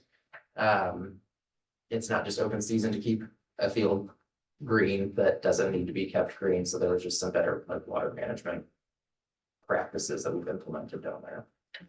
So basically you got it at what the current biennium is, give 3,000 more for the extra building that's going in, you might need extra utilities. Okay. I don't see any other cards up. I just said, yeah, I wasn't encouraging it, I was just saying. No, I'm sorry, I can't Yeah. See any other cards up, but go ahead. I'm sorry. No, it's okay. I'm just gonna say, this is kind of where I would speak up and just say, you know, again, Sand isn't getting allocated for any of the costs in this, but I assume they have some stuff down there. I don't know, equipment or whatever, maybe not. No, No, okay. vast majority, if not everything, is housed at the bunker building site currently. They used to have a small footprint down there, gosh, 8 years ago, maybe even longer. But Well, we had a footprint there, yeah. Okay. Look back. Sure, Paul. The 3 acres that is not underneath all of the different stuff for mostly transit. We consider that a park, we consider that, what? The 3 you said 3 acres? I think it's 3. So we've got 5 acres within the fence. Yeah, the And then the other, other. yeah, so that is zoned industrial, so that's site will be used for further expansion of the operations center at some point in time. What do we classify it as, and where does it get grass maintenance? That kind of stuff. I don't believe there's any maintenance being done to the area outside of the fence. That's just like vegetation and Raw land. raw land. There's, No fire concerns. I know we make the lot next to my place, we make them mow it when it gets to be 3 feet tall, and none of that's happening out there. I don't think there's much grass there. Maybe Tiana could shed some light if you want to come up here. Do you have any Just with that feedback? who's responsible, really mostly? It's city-owned property that is That done me. open space. I mean, yeah, much of everything around there at that dead end of Champion, it's just greenery, for lack of a better term. I missed part of the conversation. I apologize. The question is that the portion of the The 3 land acres. down there at where the transit center is, the piece that's outside the fence, I think. Mhm. There's a piece to the very east and south of Yeah. the transit. So what's that considered? Is that, that's not a park, that's just land, and is there costs to keep it maintained? And who's responsible? Not this. It's not clearly defined who's responsible. PW tends to go over there and mow it on a very infrequent basis. It's kind of used as an overflow space right now. There's no money attached to keeping it going because it's so little. There's not a high level of care being given to that piece of land right now, so there's not really a quantifiable amount of funds maintaining that piece of land right now. Are you talking about the stuff east of, The piece that's not in the transit center. The piece Yeah, outside the, Yeah. outside the fence. Yeah. It's where our chips from the chipper truck, those get put out there. It's kind of acting as a unofficial off-leash dog park for a lot of the neighbors in that area. So it is a park. I would not It's not a park. recommend that usage. It's definitely not parkland. It is not. Thank you. That is what's taking place there. Yes. We're gonna move on to the next and brand new fund, right? Asset replacement fund, is that Expanded fund, renamed Expanded, fund and renamed. expanded. renamed and expanded fund on page 150 and 120? The asset replacement internal service fund accounts for repairs, maintenance, and replacement of city-owned assets. This fund was formerly the facilities fund. With the new facilities and maintenance department that we discussed last week, taking on a lot of the maintenance, the focus of this fund will be on asset replacement, so it has been renamed. There are 3 departments within this fund: building replacement, IT equipment set aside, and general fund vehicle set aside. Moving down to staffing, there's no FTE in this department. Moving to budget. The building replacement department, resources, beginning balance is $256,000. So there is a beginning balance because it's not really a new fund, it's a repurposed fund. Transfers of $175,000 are received from other city funds whose departments are housed in city buildings that are open to the public. Contributions are based on a percentage of the department's budget. Requirements. Capital outlay of $200,000 includes major repairs and maintenance to various city facilities, including new front doors at the Sandy Library, and a contribution needed for upgrades at the operations center, which we mentioned earlier. Next department within the fund is the IT equipment set aside. So as we discussed last Monday, the IT department will transfer $75,000 in this biennium to the IT equipment set aside. These funds will be held in the asset replacement fund in the set aside department in contingency until they are needed. And these are to cover scheduled replacements. So the IT department has an asset replacement schedule that they have. They know when they're going to need to replace certain things. And the $75,000 will go towards replacing those things. The last department in this fund, general fund vehicle set aside. So again, as we discussed last Monday, instead of having general fund departments purchasing vehicles out of their own budgets, $150,000 will be transferred from non-departmental to this set aside department. And general fund departments will be able to make requests for vehicles to be funded from this department. So this is where the police vehicle comes in. No. Yes and no. So this is for all general fund departments to be able to make requests from this department. Correct, and this but when we were on the police budget, you said the reason there were no vehicles there is because it couldn't. It is, but it isn't just for police It's vehicles. not It's- just theirs, Yes, it's yes, absolutely. the pool vehicle or whatever vehicle. Yep. Yeah. Parks, The vehicle, parks, and the long-term whatever. enforcement. Senior center. Does this include all the like, public works equipment? It doesn't, and we'll get to those later. Sorry. We'll get to those later tonight. Those public works departments will each have their own vehicle set aside housed within each of those funds. Yeah, one other thing, this question came up last week. In order to maintain the goal of being able to see the full cost of a department, these funds would be transferred to the department, the vehicle will be purchased out of that department. So they'll still be able to see the purchase of the vehicle. For example, in the police budget, that money would just be transferred to the. Anything to add on that? I would just say, the intent here by transferring money out of the general fund, and having it sitting in a separate place is so that we don't have the issue of trying to build up funds for capital purchases that just roll into the beginning balance and then not being discreetly presented in a way that we know It gets X spent. dollar amounts is for this, Right. next purchase. So we're trying to, it may seem a little bit like duplicate work by transferring it out and then transferring it back in, but it's really with the intent of being transparent and not letting things roll up and get misallocated in the future. The other thing is that who knows what a vehicle purchase is going to be in the next 2 years? It could change. 100%. Amelia. So I have a question for you about this one. From an accounting standpoint, like, are you guys gonna follow a depreciation scale to do like for your assets? Or are you just gonna go, oops, it broke, I need to buy it? Or how are you gonna do? So it's a little bit of a mixed bag in terms of the replacement schedules that we do have. For example, like Public Works has a really good replacement schedule for their vehicles and an idea when they're gonna need those different vehicles. IT has the same type of thing for some of that equipment. Sure, things break off schedule sometimes and need to be replaced, but there are some areas too where we definitely need to do a better job of buffing up some of those replacement schedules or having a little bit more thought and conversation about what those look like. So Thank you. Dawn. Question about the police and Sandy Net. Those that are two of our biggest departments or asset intensive, outside of just everybody else. I don't see where the police put money into this fund from back when we were looking at that. So I didn't see any dollars coming from the police into this fund to pay for a cruiser. So the transfers into this fund are they're essentially one-time funds out of the general fund funds out of non-departmental. In essence, if like, for example, police were to pay into this directly, what you would have to do is then transfer additional general fund allocation into police so they had enough money to fund.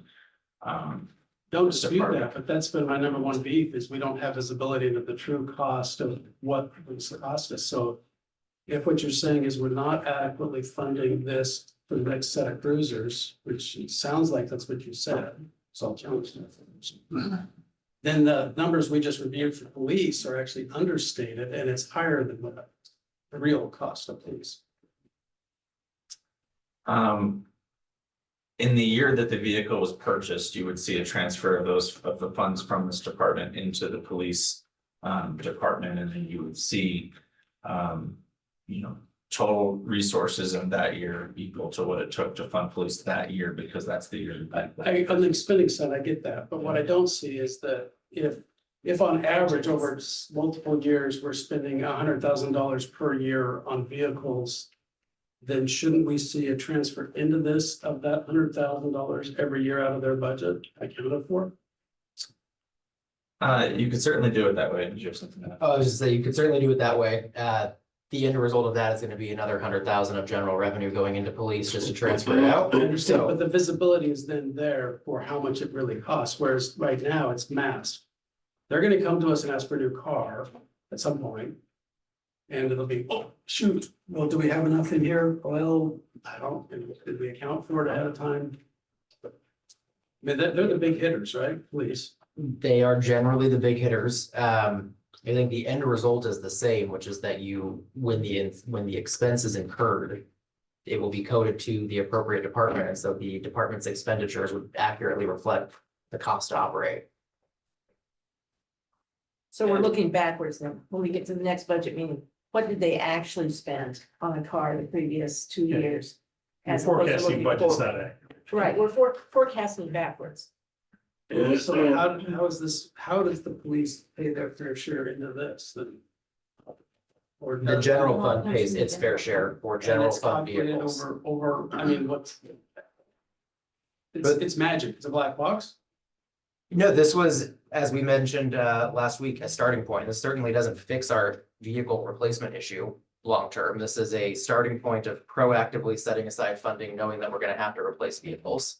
And it will be, refined and perfected as we develop an asset management policy that we don't currently have. So do we have any idea if this is 10% of what we need, or is it just a swag, or is it is there data behind the numbers that we built this first round there? This particular, the vehicle replacement for the general fund, there's not, this is not based on an asset replacement schedule. Right, so it's a swag. It is, and it's all part of it's what we felt, in trying to fund the different departments that receive general fund funding, like, this is kind of what the general fund could afford to do. Okay. To one of your other points, like what Tyler said, when the vehicle purchase comes out of that department, it will be, that department will be reflective of its full cost. One of the issues of increasing the general fund allocation to each department and then having those departments then contribute directly into this fund is that there's going to be this, feeling that those funds are earmarked. And so police is going to be like, well, we've contributed this much to that fund. We should be able to draw on that whenever we want to. And the end result is that you would have to have more funds being held in here. And so you would end up costing the general fund more in this biennium because you would have had to have each of those departments be able to contribute. For amount, if that makes sense. I don't disagree. I just point out that the intent of this is to get to that forward-looking plan replacement cycle. It is, budgeting. and we're not done. We're not there. Okay.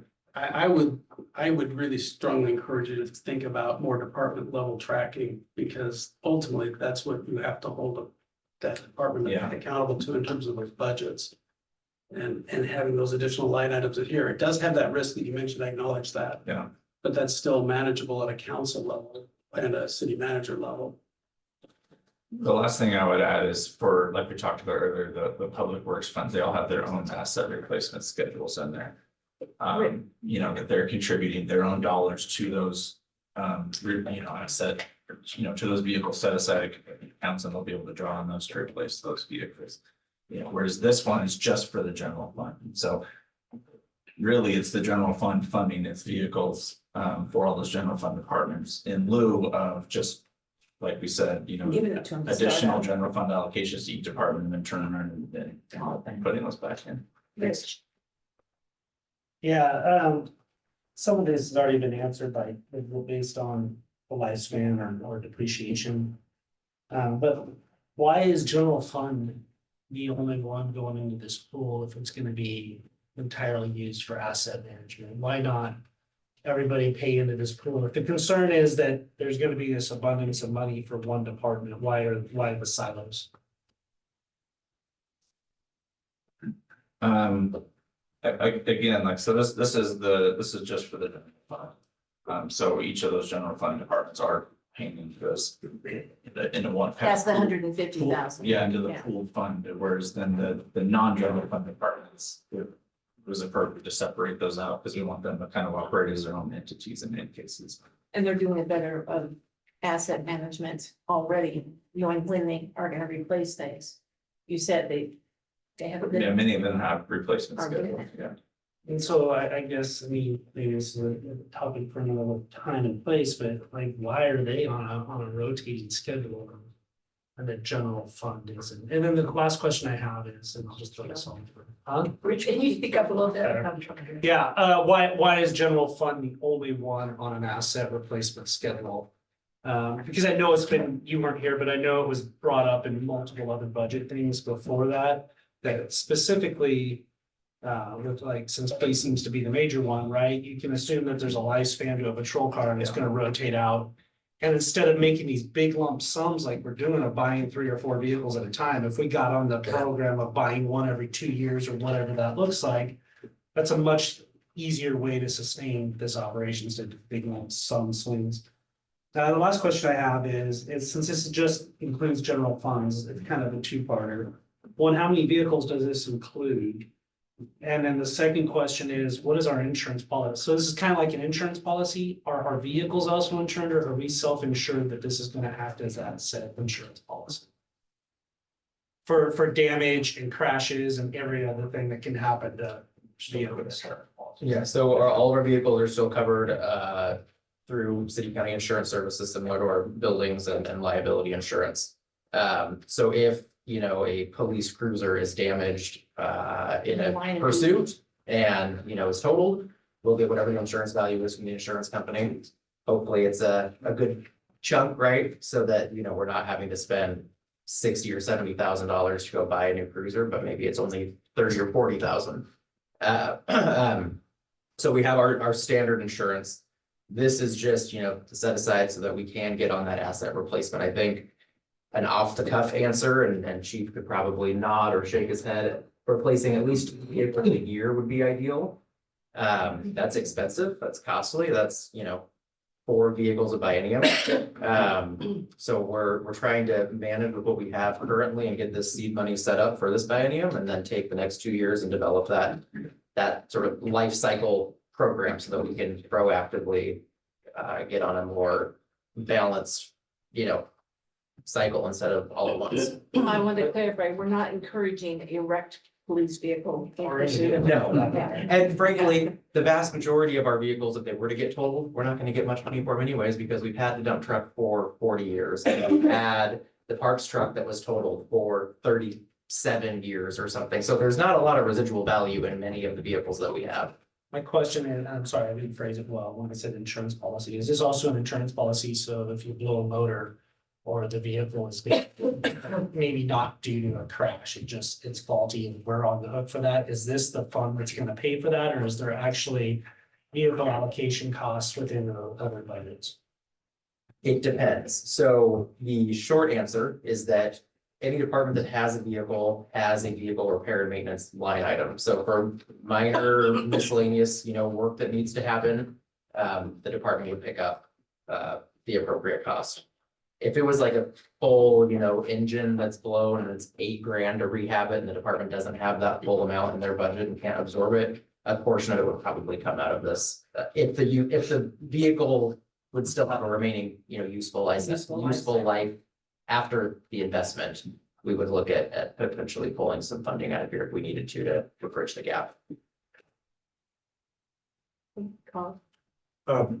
Just to tag on to what Don and Rich were saying, this has been a long-term problem because the police are the ones that the cruiser put thousands of miles a year on each of the rig. In fact, I remember listening to Yamashita tell me, which is a police chief several back, talk about how they would wait until the very last mile that the thing could run before they had enough money to be able to replace it. And putting over 100,000 miles, 200,000 miles on a cruiser is a little different than a dump truck that you make 20 miles a day on, and then it gets parked for 6 months because you don't need it. Very different kind of strategy that needs to be done. Plus the safety issues around if you're traveling a lot higher speeds, different things going on in the police that you never see in a dump truck, hopefully. I hope that's true or not, but I hope that's true. Who drove a dump truck? I have, and there are some things you shouldn't do in a dump truck. So I think you need to listen a little bit to your budget committee, because there's some things about this that doesn't look like it's fair. So you have one strategy for police, and you have one strategy for public works. And for me, it gives me a concern about how we're evaluating where the vehicle replacement stuff goes. Yes. Sound like you're ignoring what the committee would like to hear. That aside, on 116, am I assuming right that the building replacement fund on asset replacement is about improving rather than replacing buildings? And if it isn't, we're talking about replacing buildings. What buildings are we talking about? That's replacement of certain building components. So a new roof, a new HVAC system, it's a large scale capital expenditure. Now, that said, if a council goal of building something where the bunker building sits one day or currently sits, and we want to start building up funds, we can certainly use these funds that are here as well. Bunker building is not in this. This is not. That's not the current intent. No, this is Roofs and siding and. this is to fund capital expenditures related to a building, so it needs to have a useful life of more than 1 year, a dollar value of over $5,000. Extend the useful life. So again, it's mostly roofs, HVAC. Like a building repair, not If it was replacement. like a full envelope of the building or something. I get you. Move on. Okay, Chris, and then Kathleen, and then we're gonna take a 10-minute break. I'll just echo everything else they said about vehicles. I don't need to repeat it all. I believe in that too. My questions are more around the building replacement. You have 150,000 going from general fund. I would give the same argument. Why does any money have to come from the general fund? If that money has to do with the other segments of our business, then we should have that money allocated across the board from all of those. And that way the general fund would stay consistent. And that goes down to the contingency that you have for that replacement, which is 64% of the overall budget, which I just don't see that needs to be that large. So I wonder at all why you even need that 150 injected into from the general fund, and it could not be used as a reserve line for something else if it comes up in the future. So I know that's something to talk about at next meeting, but it's the same argument, but from a different lens. And I think the word they wanted to use was transparency. Yeah, I think part of the idea, with the contingency and the way the contributions are made is to, again, smooth the impacts of, large dollar expenditures that we have to make. And so that one biennium, it might not be 50,000 and then it's 1 million in the next biennium, to be able to, so there will be some contingency, some years that will then get, used up in years where we do make, a big improvement or purchase.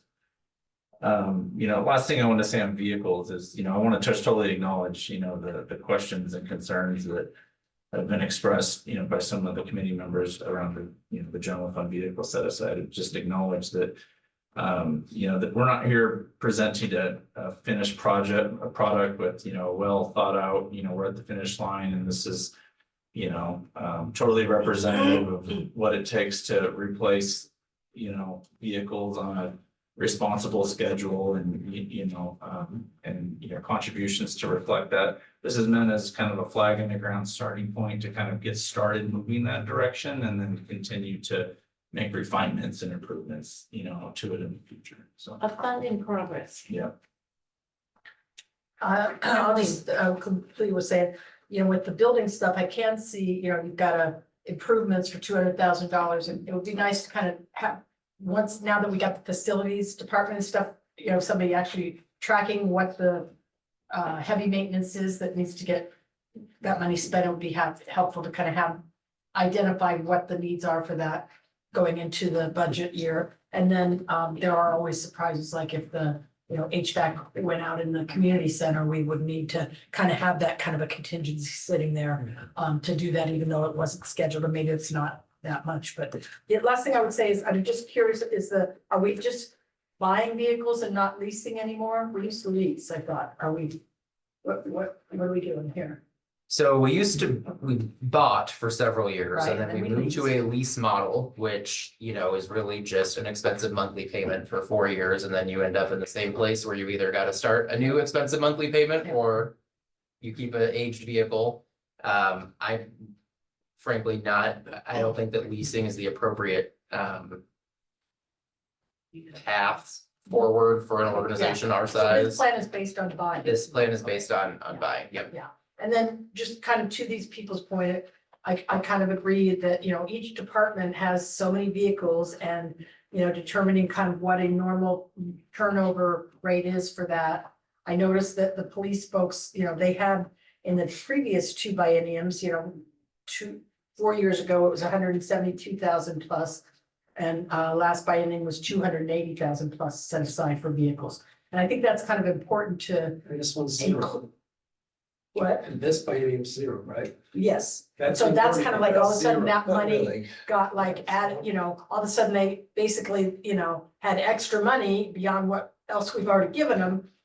For extra kind of needs, and now we're taking more out of the general fund, out of everybody else's and stuff. And so I just think that it is, I know it's a little bit of a gyrate, kind of like putting it here and then taking it out, but having that kind of come out of their budget, sort of like you do with the indirect costs or the facility, to the ops center or whatever it is, kind of creating that fund where every year they do take part of their budget, and whatever, if their model is for the next biennium is to need to replace 4 vehicles, or if parks is 1 vehicle or whatever it is. As Chris said, in Yeah. the interest of transparency. Yeah, that it just kind of tracks by the department, what the vehicle's needs are. Not to say that if somebody had a wreck and they need to kind of jump the line, whatever, but. And I understand, Right, so that's we're gonna track the it, but problem. we're gonna track it backwards at the start of the. But that's okay, because you can kind of work around that. You can, if you have to jump the line, you can jump the line and.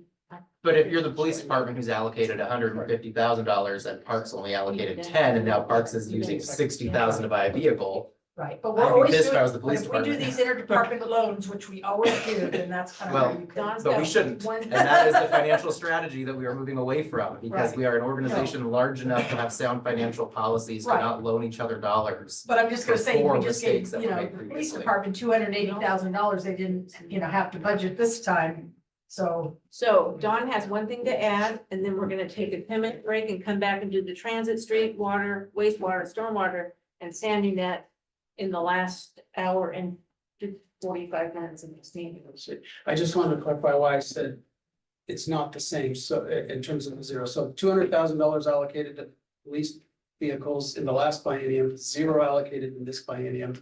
They would pull from this new fund, which is only 150, which is shared across all general fund people. So it's a big drop in what we're funding for vehicles from last biennium to this biennium for the police. That's all, that's it. We can go on a break. Then we can talk about it. Yeah. Right. I just don't think it's right. All right, one thing that I neglected to handle after the public comment was the meeting minutes from the last meeting, so I will entertain a motion in a second on approving the budget committee minutes from last time, or any corrections if anybody has any. No correction, but I'll make a motion that we accept the minutes. I will second the motion. Okay, we've got a first and second and a second, and all those in favor signify by saying aye. Aye. Okay, minutes are accepted. He can Well, I take believe care of it. it. We're moving on to the next fund, which is the transit fund on page 78 or 83.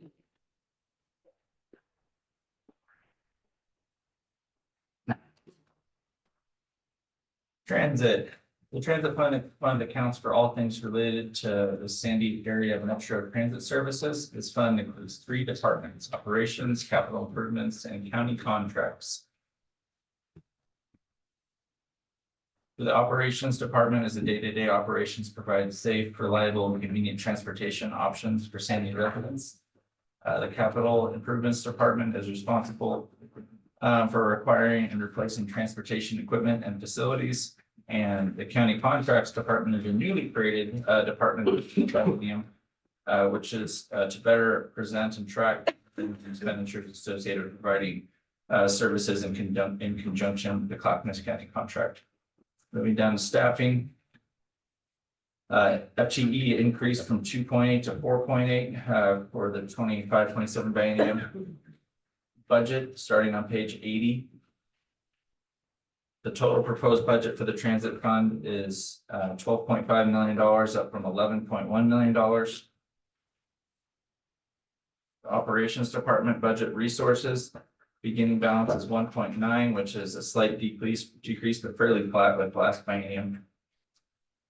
Fines, fees, and assessments are about 3.6. This includes transit tax receipts. The decrease in total fines, fees, and assessments is in part due to the county contract being split out in its own department. Interest revenue is budgeted at $178,000, which is significantly higher as a reflection of interest rates.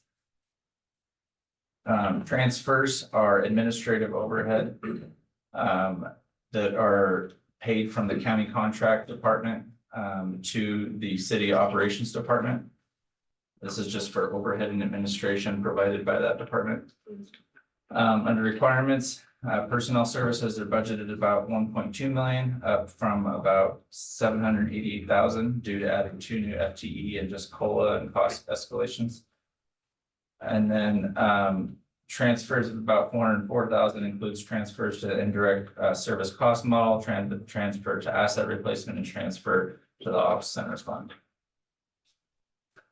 Under capital department, under resources, grant revenue is about 1.315 million, and under requirements, capital outlay is 1.475 million for projects such as expansion for the ops center and other capacity improvements. I'm assuming the decrease in materials and services is because it's reflecting what her actual ending amount is dropping by like 104,000. Is that because the current budget isn't gonna end at 5,500,000? It's getting closer to the 500. Except for the started contract.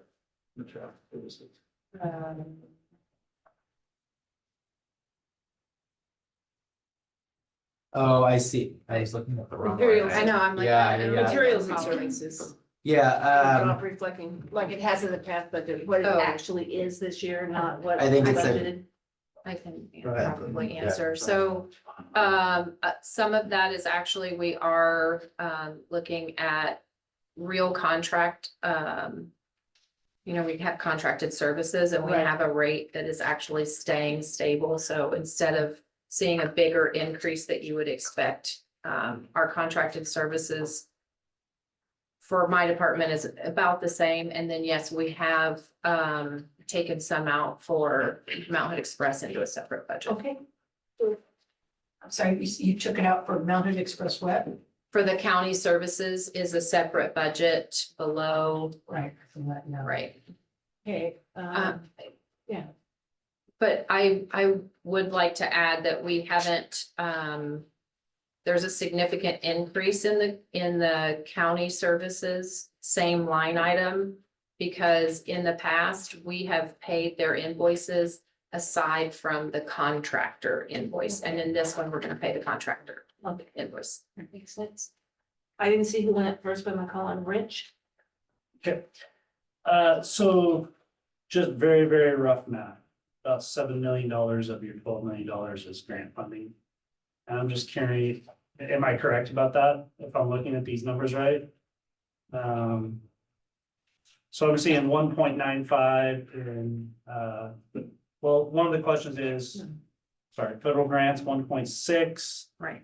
900,000 or 415,000 in operations, another 900,000 in state revenue.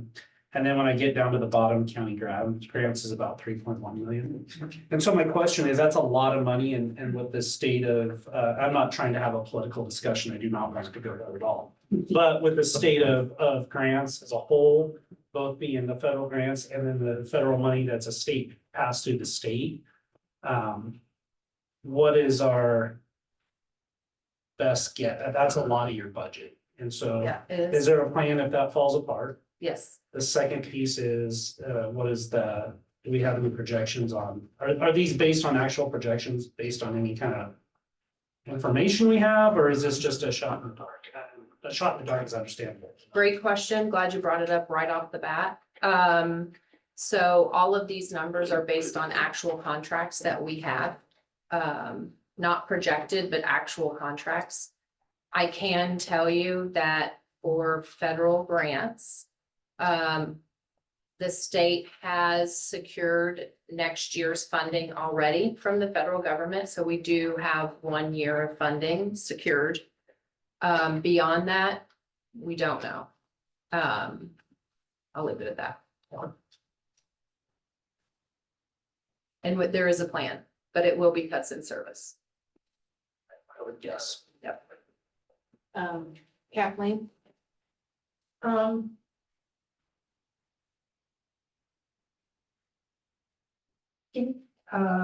So the county grant stuff that you kind of split off is just the Mountain Express, or does that have anything to do with the Clackamas Town Center route? Clackamas Town Center route is actually is paid for with state funding, the STIP program. It's actually a partnership with TriMet, and it's actually their funding that they are giving to us to run that route. So that is state funded. It has nothing to do with county funds. But the Mountain Express is all the county stuff? Yes. And I kind of was asking, or I don't know how it's stuff, but one of the things that kind of is interesting to me is that throughout everything that we do in all the other departments, you know, we're looking at increasing our safety fee. We're looking at fee recovery in all our parks and rec programs and things like that. And yet with transit, we get huge amounts of federal and state and county funding. And yet, and I know we do a transit tax, which affects our Sandy employers and they pay it. But I'm not sure how many of those people paying those taxes are actually using our services. And so, like, I just had kind of looked up the bus cost for TriMet, and they charge like $2.80, and we charge $1. And it's been, I think we didn't charge anything for a long time, and then we finally upped it to $1. And that just seems, again, when we're asking everybody else to kind of have some sort of skin in the game or payment, it just does seem interesting that we don't ask anybody to pay, anything more than $1. And I get that, like, seniors or folks that are poverty level or anywhere near the poverty level, should be given, all sorts of grace for that and, you know, reductions and all that. But there's, I think, some people that can't afford, if they're going into Portland or going in wherever, they can afford, you know, if they have a job and stuff, they can afford their transportation. So I just think it's interesting. What? I think that those businesses who are paying into it have customers that use it. And Well, we don't know that. I mean, I don't know that there's a good, I is don't. there good metrics You're for assuming finding that, that and I'm out? not gonna assume that. I'm just. I wish it was still fairless myself. Yeah. There's a Right. reason for it not being fair. I understand that. And I happen to be one of those individuals that pay a hefty transit tax, and I have no employee, but I understand the logic for that. And I don't know that in real estate you get very many people coming in on the bus that can afford a $600,000 house. But I do know a number of our businesses in the city of Sandy. I'm thinking of one of them that is assembly line business down in the industrial park. A large portion, I don't know, 40–50%. I was listening to them the other day say that those employees are very low income because they don't pay very much and they use transit. Well, I guess my point was also that, you know, for just to give you the Mount Hood Express thing, you know, a lot of those folks are going up there, maybe they have mountain bikes and all that. They got, you know, $5,000 into a mountain bike, or whatever, you know, and I'm sure there's other people that going up there that live up there or whatever, We're but. going to work. Okay. Huh? We're going to work. We're up going there. up to work up there, but my point is that, you know, we collect, you know, that program costs somebody $3.283 million. And we get about $155,000 out of the fares. And so it's just such a hugely subsidized program. Again, for the people that need those subsidies, I'm totally down with that, but I just think that we need to. When we ask everybody else to pay for services, but not this, it just seems a little bit not making sense. But that said, you are a queen when it comes to getting grants and all this other. You're not asking any money from the general fund. You do ask our businesses to pay the transit tax that obviously affects. That's lower than what businesses. it was when they were with TriMet. Yeah, and I also am concerned about the fact that, you know, it does, you know, I'm just gonna say it, you know, it does bring, you know, more folks that, you know, are homeless or whatever, you know, when they can come out here, it's a pretty easy trip. So we don't really, you know, it costs us more, you know, than, you know what I'm saying? The costs of doing that kind of increases our police costs and all that. So that's another aspect of it. But, you know, all in all, I know it's a white hat program. You're spectacular in how much money you bring and how little money you ask for back. But I think it is something that we should be looking at in the future, to be kind of just seeing if there's ways to kind of recoup at least some of the costs from those that can afford it. Well, that'll probably be a city council decision, and I'll come and speak Not in part of this protest of it one. when you do it. Chris, I was just gonna say, did you sure you asked for enough money for salary? Let me ask you why. You had 2.8 people in the last biennium and 2.8 people in the biennium before that. 2 bienniums ago it was 471, last biennium was 524. If you're adding 2 more people, I would think that next amount of money for this biennium should be like 900,000. You're asking for 720, so are you got a delayed hiring schedule? Are you hiring really low end wage people? What are the 2 people you're hiring? How's that gonna effectively pay for it? So the 2 people that are being added won't be added in the first year, they would be added in the second year.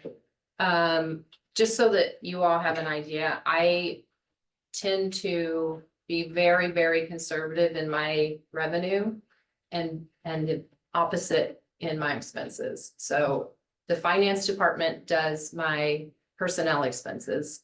One of those positions will only be added if we're able to hire a mechanic, which means we would have had to be able to build the building. So, and we're having a little delay in environmental analysis in the design process of that building. So I'm not sure that will even happen in the second year. Cool. And the other position is also not scheduled until the second year of the That helps biennium. explain. So that, All right. good catch. Just wanted to make sure you weren't That's- cutting yourself short. Thank you. Do you not have any salaries for the county Mount Hood Express part of that? They pay us a portion, they pay us about $30,000 a year, for our admin who are currently the 2.8. Carl, This is a strategy question. Do you pay more than 3 cents? Do more than 3 cents come to you in terms of general fund monies? For all your, I get no general you fund. get zero, right? I get I gotta applaud you. You are so good. All the time I've seen you work out of that. I've never seen you take any money. And then I noticed down here you have an admin for over $400,000 that goes into overhead and pays into the city, so. That is from the county. Well, it comes into our accounts for Yes. paying for our buildings, and all the other things that we would not have to have money coming in, so applaud to you. Thank you. So here's a difficult question. The electrical buses are horrendously more expensive They are. than the diesel. And they're more complex and more difficult, and I hear you are having troubles with skilled labor, mechanics and all that kind of stuff. We have been. What's going on there? Is it gonna be able to make that happen at all, or are you gonna end up having to back off from that? We'll go back to the diesel. Those buses are on their way at the end of June. So we will have 3 electric buses. We have a plan to have, maintenance. However, we had hoped we could build a building and have in-house maintenance, and we're still headed in that direction. But, it will be probably pushed out a little further than we thought. As a former city councilor, I applauded the electrical move. As a citizen watching this, I wonder if it's really worth it. Because I think it's so hard to get the staff that needs to be taken care of. So are you thinking typically when you have trouble with staff, your salaries go up, right, to compete?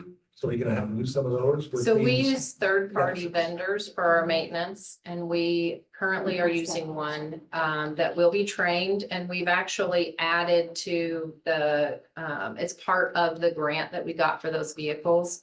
They will send someone to train mechanics, and so we have a partner in place that's ready to be trained.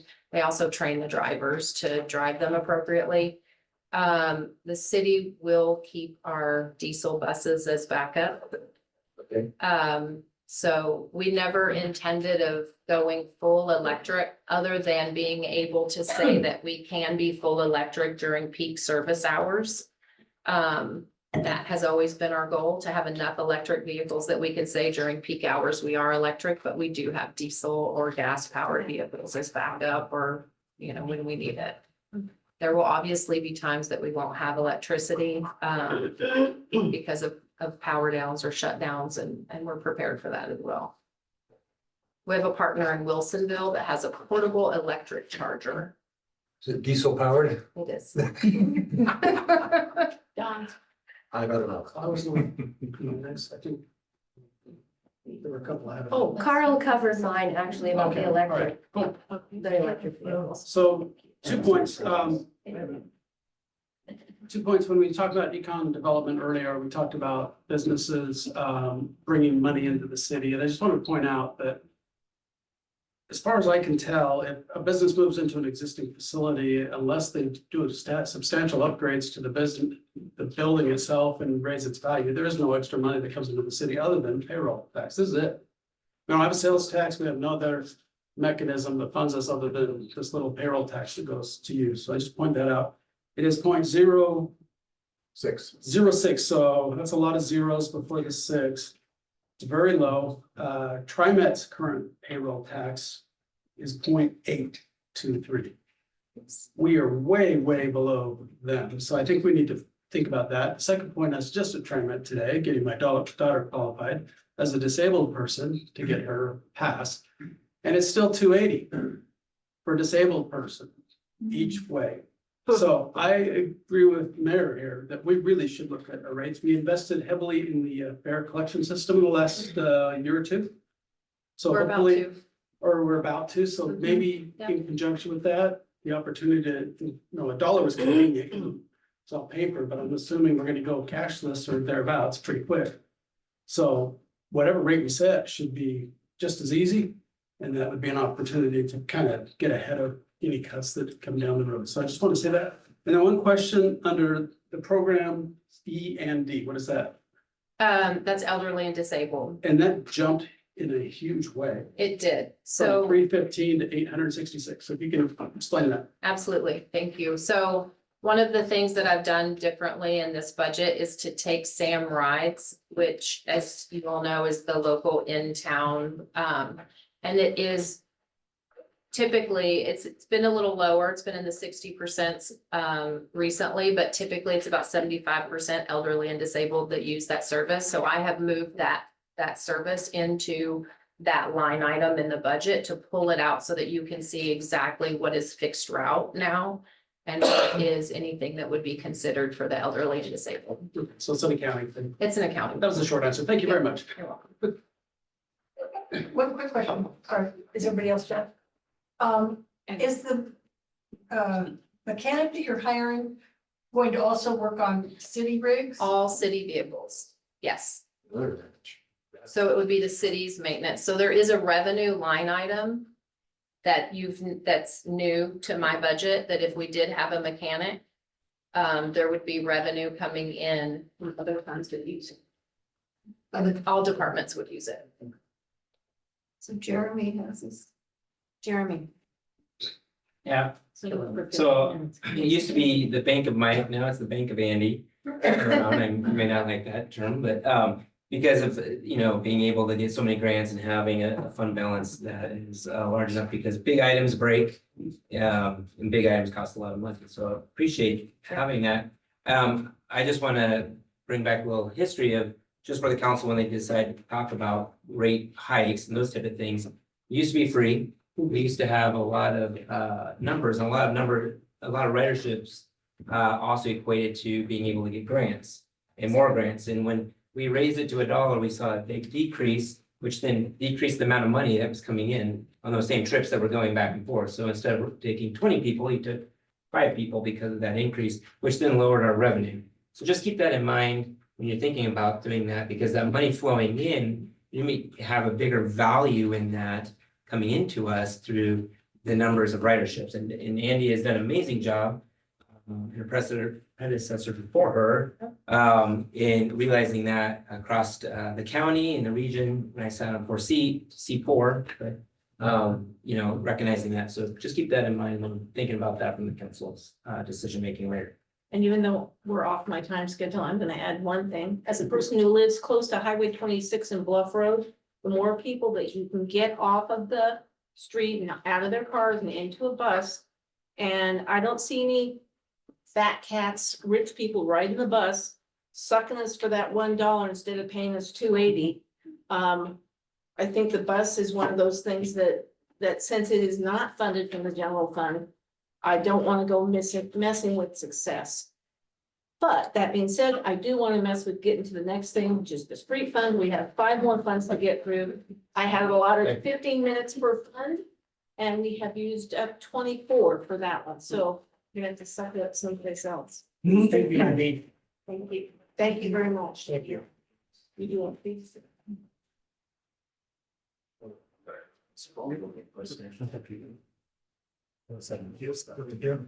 Oh, yeah, I didn't say the 72 and 77. Is that still? So the street fund accounts for all things related to street and transportation within the city limits. The fund is split into 3 departments: operations, capital, and equipment replacement. Moving down, staffing. FTE is increased from 2.92 to 3.61 for the next biennium. The budget starting on page 74. The total proposed budget for streets is 7.85 million, up from 7.2 million. And total resources are 5.1, up from 4.7. This is for the operations department. Beginning balance is up slightly to 2.56 million from 2.33 million. Fines, fees, and assessments are budgeted fairly flat with the prior biennium at 2.44 million, and the majority of this is gas taxes. Interest revenue is budgeted at 120,000, again substantially higher as a reflection of current interest rates. Requirements for the operations department Personal services costs are budgeted at about 1 million, up from 770,000. This reflects the additional 0.69 FTE charged to streets as well as normal cost escalations. Materials and services are 1.36 million versus 1.96 from last biennium. This decrease is primarily attributable to decreasing contractual services. And contingency is 2.02 million, so we're building up some capital in that department. In the capital department, resources, fines, fees, and assessments are 2.58 million versus 2.4 last biennium. A large portion of this revenue is streets SDCs. And requirements for the capital department, capital outlay for projects is budgeted at 1.32 million. Debt service and contingency are fairly flat with a contingency of 500,000. Equipment replacement department. So this is going to be the first of the public works equipment replacement departments will cover. This is a newly created department for 25-27 in the streets fund. 142,000 was transferred from the streets fund operations department to this fund for equipment replacement. And so like we talked about earlier, Public Works has a replacement schedule for all their different vehicles, and each of the Public Works departments pays into this. And so you'll find that new department within this fund. You want to add AJ or Tyler? I would just add that, one of the largest notable decreases or changes in this budget specifically is in relation to the contractual services that were being spent on street sweeping. And as many of you may know, we purchased our own street sweeper, a year ago next month. Yep. And have transitioned that to an in-house endeavor. And so we're able to save hundreds of thousands of dollars a year throughout the course of the biennium. We're doing it more frequently. What's that? Cleaner streets. It's out more there. frequent than it was when we were contracting it. They're out there working hard. This budget does reflect one additional utility worker spread across the 4 utility funds, but most notably the reason for an increase in a utility worker is because we took on a service that requires a lot of time and energy. And so we needed to offset that with another body to help keep that program on task and on target. Still, with the addition of that one body split across the utility funds, it's easily absorbable with the funding that we're saving by not having a contractor do that street sweeping work. So money ahead. Jan. The VRF funds seem to have gone up quite a bit. Is that because the county is collecting more money or dividing it differently? They are not dividing it differently. I see modification. So if you're looking at when we first started receiving the VRF funds back in 1921, I think that was only one fiscal year that we had received funding. And so now we're tracking in that, $400,000 to $500,000 range. It ebbs and flows. Some months are much more than others. I assume that must be tied to 4 years ago, a lot of people bought a new car that month, and so their registration's coming due and they're renewing their tags all at the same time. But overall, it's relatively stable. The annual amount's relatively stable, but the monthly transactions are kind of all over the place. Thank you. Kathleen. Got several questions. Why so high carryovers in operations?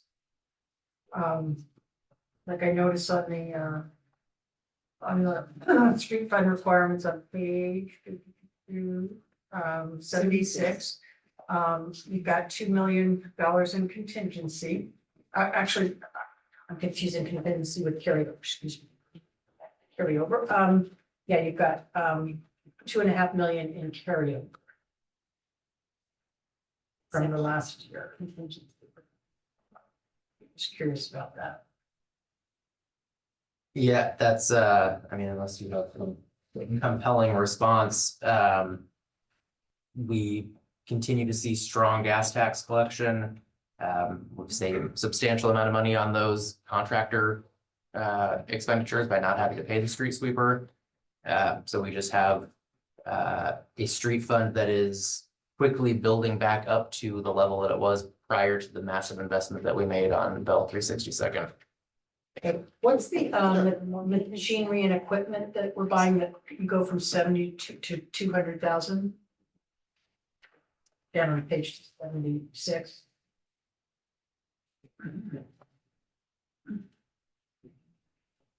Oh, hold on just a Is moment. that a new dump truck to replace the old 1989 one? Not yet. Not yet? Not yet. God, we're getting our money out of that thing. Yes, we are. That's great. That included. Sorry, I'm just trying to. I don't need an answer necessarily now, but yeah, at some point. But I guess my concern is that, you know, I know we do this pavement management plan, but we have a lot of salary in, you know, plan. We've got like 1 million. You know, we've got a lot of folks in salary and more people plan. And I know we do this the street sweeper, which I think was a good investment. I think my concern is that what I don't see is like, you know, who's doing these overlays, you know, all the stuff fixing up. I mean, you know, when you drive down Hood or Pleasant or any of those and you're like, holy moly, this is like a third world country here. So, you know, there's just a lot of work needed in some of the neighborhoods on some of these roads. And I'm just kind of curious. And I know we kind of had the 362nd Bell robbing that, which, you know, I get that. But then when I see that we had all this carryover and we, and what I'm trying to understand is like, we've got all this money for salaries, PERS and all that, like you know, quite a bit, almost $1 million, I think. But we only have for contracts, is the street maintenance program, is that the contracts or contractual services? We've got 150,000 planned. So are we doing our own paving or what's the plan? I want to see roads fixed. So And it seems like that should be contracted out. the street maintenance program covers the contract for the road repairs that we do every biennium. We lump 2 years into one, and that's following the pavement management guide. So that is our main replacement that you'll see this summer, where we're going to fix a few major issues around town. So that's 300,000 a year. Right, Not and a lot. then we lump it into a single contract to get more bang for our buck effectively. Is that kind of seems like what happened before, because it didn't seem like there was, That- okay, so then what is, we're paying almost $1 million for the salaries for our in-house people, so what are they doing for the streets? Besides, I get that's cleaning the street sweeping, I get that. So immediate repairs, trench patches after any work that needs to be done. We have brush clearing, a lot of the factors that are not directly represented in pavement assets. There's a lot of work that's done with our maintenance crew just on a daily basis. Yeah. Well, I do want to, you know, I mean, I would like to see us spend more money on kind of getting caught up, because we're kind of in a deficit from what I can tell, just having lived here for long enough that we need to kind of get, you know, just have a plan to get caught up on our pavement management stuff, because there's roads out there that are, I just hear a lot about it from people, so. I agree. And as we rebuild this fund, that should help with it in future biennium. And then making sure that we have the street maintenance plan on the website, I mentioned that. Yes. So, yeah. I will add one thing to that, because I don't disagree with anything you just said. You know, in certain areas of town, there has been a hesitancy to invest significant amount of money in those street repairs because there was a larger discussion around, I'm thinking Pleasant Street, for example, right? Are we doing the Pleasant Street master plan? If we are, then there needs to be a much, you know, larger conversation around just repaving sections of it and then having to come in a year later and ripping that out to do undergrounding of utilities or replacing sidewalks. And so, you know, part of that is yeah, I hear your point loud and clear, but we're trying not to throw good money after bad and then have to tear out. But we still have like a contingency plan for $2 million, over $2 million. So I'm just kind of wondering, you know, are we saving that for a rainy day or what? So, you know, do we have a plan for that or? And that's as you said, saving for rainy day and then expansion for any street improvements that are deemed, again, this is rainy day, but an immediate need. But that's operations. So I'm thinking, you know, I could see, yeah, okay. I mean, operations significantly offsets capital, right? That's just sort of the structure of the street fund. We invested a substantial amount of SDCs and other capital, you know, into our large project. As we see SDCs collected over this biennium, hopefully we will, you know, have a beginning balance in the capital department as well, long-term, but right now it's pretty much all in the operations, which can be used for capital purposes. Capital can't be used for operational purposes, but operations can be used to offset capital, If so. we have $2 million in contingency, I don't want to go another 2 years where things aren't really made much different than what they've been doing here the last 2 years. So if we can use some of that money to kind of get rid of this backlog a little bit, could be helpful. Heather, you had something you wanted to add? That's all I have. What? Yeah, I was just gonna add, just in the context of talking about some of these public works departments, and it relates to this. You know, as we move out of talking about these general fund departments, which essentially gets spoon fed, you know, enough general revenue allocation to, you know, cover their, you know, budgetary needs for the biennium. You know, a lot of these funds, you know, they generate revenue, and there might not be immediate need for it in the current biennium. Not saying that it applies to streets here, but you will see as we go through some of these public works funds, that a lot of these will have significant contingencies falling to empty balance. You know, just the idea being that, you know, there's just more money collected in for the biennium and it's being, you know, held in reserves to fund future projects. Right, because we don't want to do the old budgeting and spend it or lose it. Exactly. We want to have it there when we need it. Okay. Chair, if I may respond to one other question. Sure. I'm doing I it. have 4 people to call on, so yeah. There was a question Bear about. that in mind. There was a question about machinery and equipment increasing from, you know, 70,000 to 200,000. That's a towable air compressor, a portion of a new truck, a small sander and plow replacement. So that's not one large big ticket item, but several little components to our equipment that we need to replace. Don, then Jeremy, then Christina. So, yeah, I think to the mayor's point, there's a lot of questions here, but I think we're asking the question. I think we should be asking the question differently. So if you look at page 73, there is a pavement condition index. This is actually one of the areas in our asset management program where we actually have good asset data, condition, health, and that number, that PCI, that pavement condition index, has declined every year since 2020. And it's now down from 80 down to 77. So as that number continues to decline, that's saying our average conditions of our roads continue to decline as well. So the question that I would like to see in the next biennium is, what target is this budget buying? Right, is this maintaining a 77, or is it going to go down to a 75 with this budget? Or is it going to go up to a 79? That's what I want to see. I don't want to wait till the next biennium to get that. I try to plant seeds.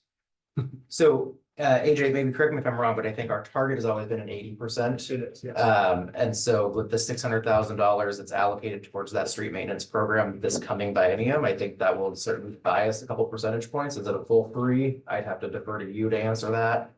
That's But what we had part last year, of, though. Depends on the weather. what's that? That's what we had last year, and we lost a percentage point. So. Yeah, I don't know. I don't want to dwell on it because we. All right, I don't. Well, Chair's getting frustrated with me, so I'm not frustrated with you. I will say that Frustrated? the decline is a direct result in having spent all of the street fund to expand the street, right? And so now we've got to dig ourselves out of that hole. That. Jeremy, I think you're next. Yeah, I'll be quick. As we're looking to find revenue and sources in all these different funds, and since this is something that it doesn't take general fund revenue, but in looking for outside the city, I would suggest to the city council to heavily think about a gas tax increase. We haven't had one in about 18 years. We tried a while back, but as a city that sells more gas than probably any other city, especially our size, that can generate more revenue, and we only have a 2-cent sales tax or a gas tax on it. And most of the people buying gas don't live in our city limits. So anyways, that's just Gas my, is down to $1.98 a gallon too, so. so that's just one of the things I think that council should look at. Thank you. Hey, Carl. And in the realm of what Jeremy was talking about as a comment, is that, as we let these roads send into more and more potholes, especially the Pleasant Street problem, it does affect, other things. I have an example, I have a house on for sale in a C2 location on Pleasant Street. And not the entire reason, but a lot of the reason for it not selling and being developed and going from a vacant house with a lot of problems to a full house with lots of people in it, for commercial or residential reasons, and bringing in more tax dollars, is because that road is a mess and people are declining to put offers into a place that has generally a problem with the road and the sidewalk. So to me, it's an economic issue too. So anytime you hold back more contingency, hoping that you can have money to be able to spend on a major crisis or something, it seems to me that we're not spending money on maintenance of things to keep it at that 80 level that seems like is our objective. So it seems to me like it's an economic issue as well as a road and the street problem too. So think about how not spending money from that contingency, everybody got $2 million and some change, putting it on something that keeps those roads up. Seems like that's an important thing. Pleasant Street seems like a prime target for maybe an LID. Because it's got so much improvement to do. Sandy Heights has some problems with it too. There's a lot of missing sidewalks and it's got a number of other issues. And there's some cities, I think it's the north end of the city is was it low income or something like that, section of the town that gets more grants. Hasn't it passed? Christina. On page 76, contractual services dropped $655,000 between the last and the next biennium. I'm trying to find where that may have disappeared to. That's what we were paying the Bill. contractor to do the street sweeper. Yep. Okay. Where is that in the budget? The street sweeper, is that in the general fund? No, we No, we bought a purchased street it out of the street fund. Okay. Last year, and then the new FTE, a good portion of that body is paid for out of Thank you. street fund. Okay, moving on to the water fund, page 91 or 96. The water fund accounts for all activities related to supplying residents with clean and safe water for domestic use and fire protection. This fund is split into 3 departments: operations, capital, equipment replacement. The operations department maintains and improves the water treatment, transmission, and distribution systems. These functions include everything from water treatment to meter reading and billing. Capital Improvements Department accounts for major water system improvements. Projects for 25-27 include the Sandy to Portland filtration plant water transmission system, design and immediate improvements, as well as condition assessment of the Alder Creek water treatment plant. The Equipment Replacement Department is just what we talked about for the Streets Department. This is where we create a set aside where we pay out of the Operations Department into a set aside for future equipment replacements. Staffing is fairly flat with 5.36 FTE, which is just a slight increase from the 5.32. Just a piece of that additional person for Public Works. Budget, moving on page 93. The total proposed water fund budget is 56.8 million. This is up from 24.16 million in 23-25. As we will discuss, a bulk of this jump is due to the capital improvement projects. Looking first at the operations department resources, total resources are 17 million, up from 12.3 million.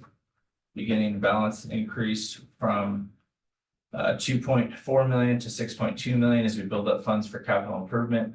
Fines, fees, and assessments are budgeted at 10.5 million. This is an increase from the current biennium Which, and the increased revenues due to planned rate increases, I think 11.5 in year one, and 11% in year two. Interest revenue budgeted is $200,000, which is significantly higher, again, as a reflection of current rates and also higher fund balances. I'm sorry, it's a result of what? Higher what? Higher interest rates and then also higher fund balances in the water fund. Though we're earning a higher rate on more funds. Looking at requirements, personnel services and materials and services are in line with the prior biennium, with just slight increases. Transfers increases significantly. This is due to transfers for the indirect cost model and also the transfer for 142,500 for the transfer to the equipment replacement set aside. To the capital department. Resources. So there's a significant beginning balance of $20 million. This is due to a new loan the city secured to fund capital improvement projects. Fines, fees, and assessments increases to 1.03 million due to SDC increases. Interest received is budgeted at $1 million, again, fund balances and higher rates. And just to clarify, for those of you who might be concerned, because I've said this a few times regarding interest rates, there is some conservatism built in. Yes, we're in a higher interest rate environment, but we're not counting necessarily on today's interest rates for the next 2 years. There's some conservatism built in. And then loan proceeds budgets for 17.5 million in additional debt next biennium. Requirements under the capital department, the Alder Creek facility improvements and the Portland pipeline projects total about $38 million. Debt service for Business Oregon and bulk and credit loans total about 4.46 million. Moving to the equipment replacement department, excuse me, I'm losing my voice. This is again a newly created department for 25-27. The transfer for this department into their equipment replacement department is 142,500. Anything to add, AJ? Tyler? Nothing for me, I don't know. Nope. One thing I might add is that this represents the vast majority, well, 75%, I think, of like the total program spending for the drinking water project. And so at the end of this budget, most of that project will be taken care of. So that's what these numbers are large, but that's They'll go down. Probably. just speaking about like we will have gotten through the If vast it's majority of the not, project. We're gonna have curtailments right and left. Amelia. You've said it twice now. Why do you guys use the contingency line to build capital? Like, why is it so, like, I don't understand that comment. Part of the reason for keeping in the operations fund is that can be transferred for capital improvements as needed. But it cannot go back the other way. So if we built up a contingency in capital, it would be stuck there and use it for anything else. Do we get interest on it both times, in both categories? No, the interest is just allocated to the department within the fund. So in this case, you know, water has what, $8 million in contingency. The interest earned on that is just going into the operations department. But why wouldn't it be okay to have it stuck in a capital outlay budget? Like, wouldn't you want like a little nest egg just in case step instead of? It's still a just in case in contingency, but it's not dedicated.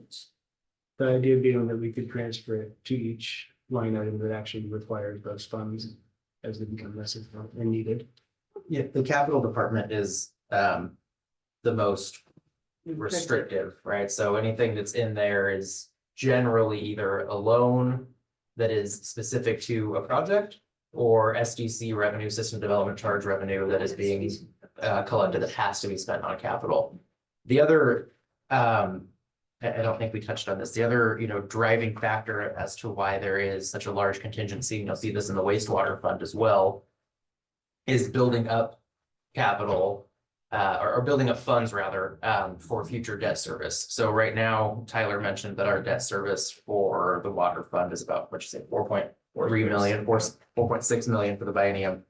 Once the projects are fully built out and we start paying the debt service on all of the loans that we have, we're gonna be closer to 4.3 million a year in the water fund, so 8.6 million. So we've been sort of ramping up the rates so that we have this cash on hand to start paying down debt once the repayment starts, and not go from a, you know, X rate to 150% rate increase to get us to the new dollar amount of revenue that we need to start paying that debt service train out as a ramping up of the rate increases to you know, minimize the impact, which is challenging to say because it's an impact no matter which way you cut it, right? But we've heard time and time again that those really large rate increases, you know, 100% that we did originally with wastewater was just so challenging to absorb that trying to incrementally raise those has been our intent.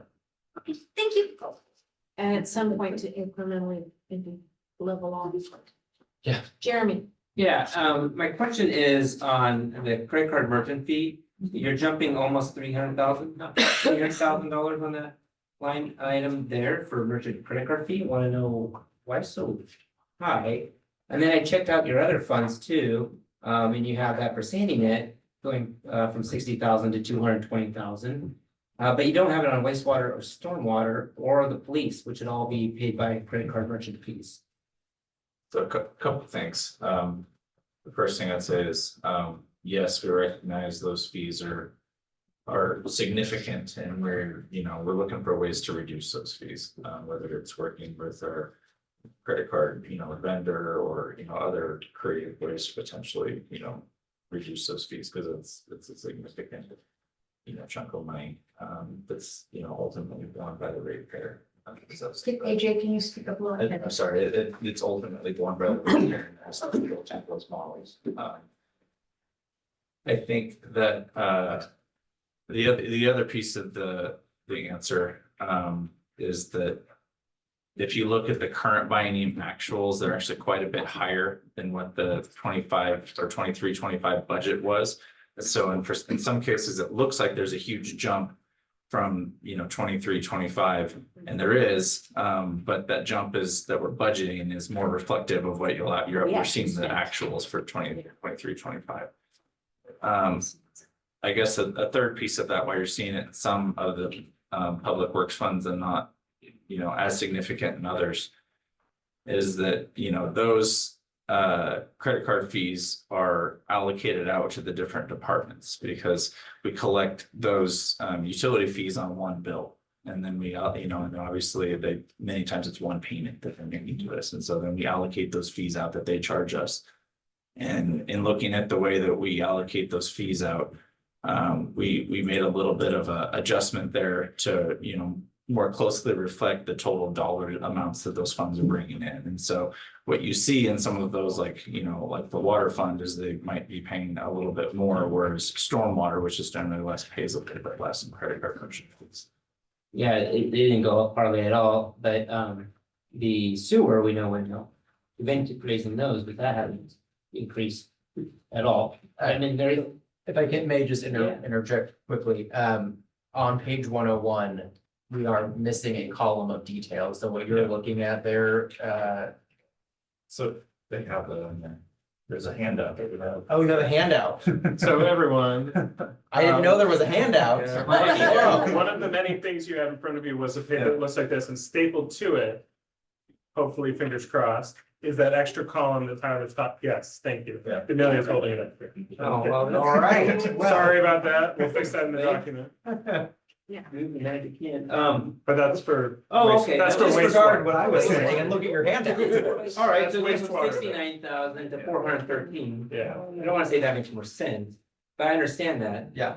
But I still then have a question on why, because the police fee is being paid out of that as well with the credit card, but it is not being charged single time for that.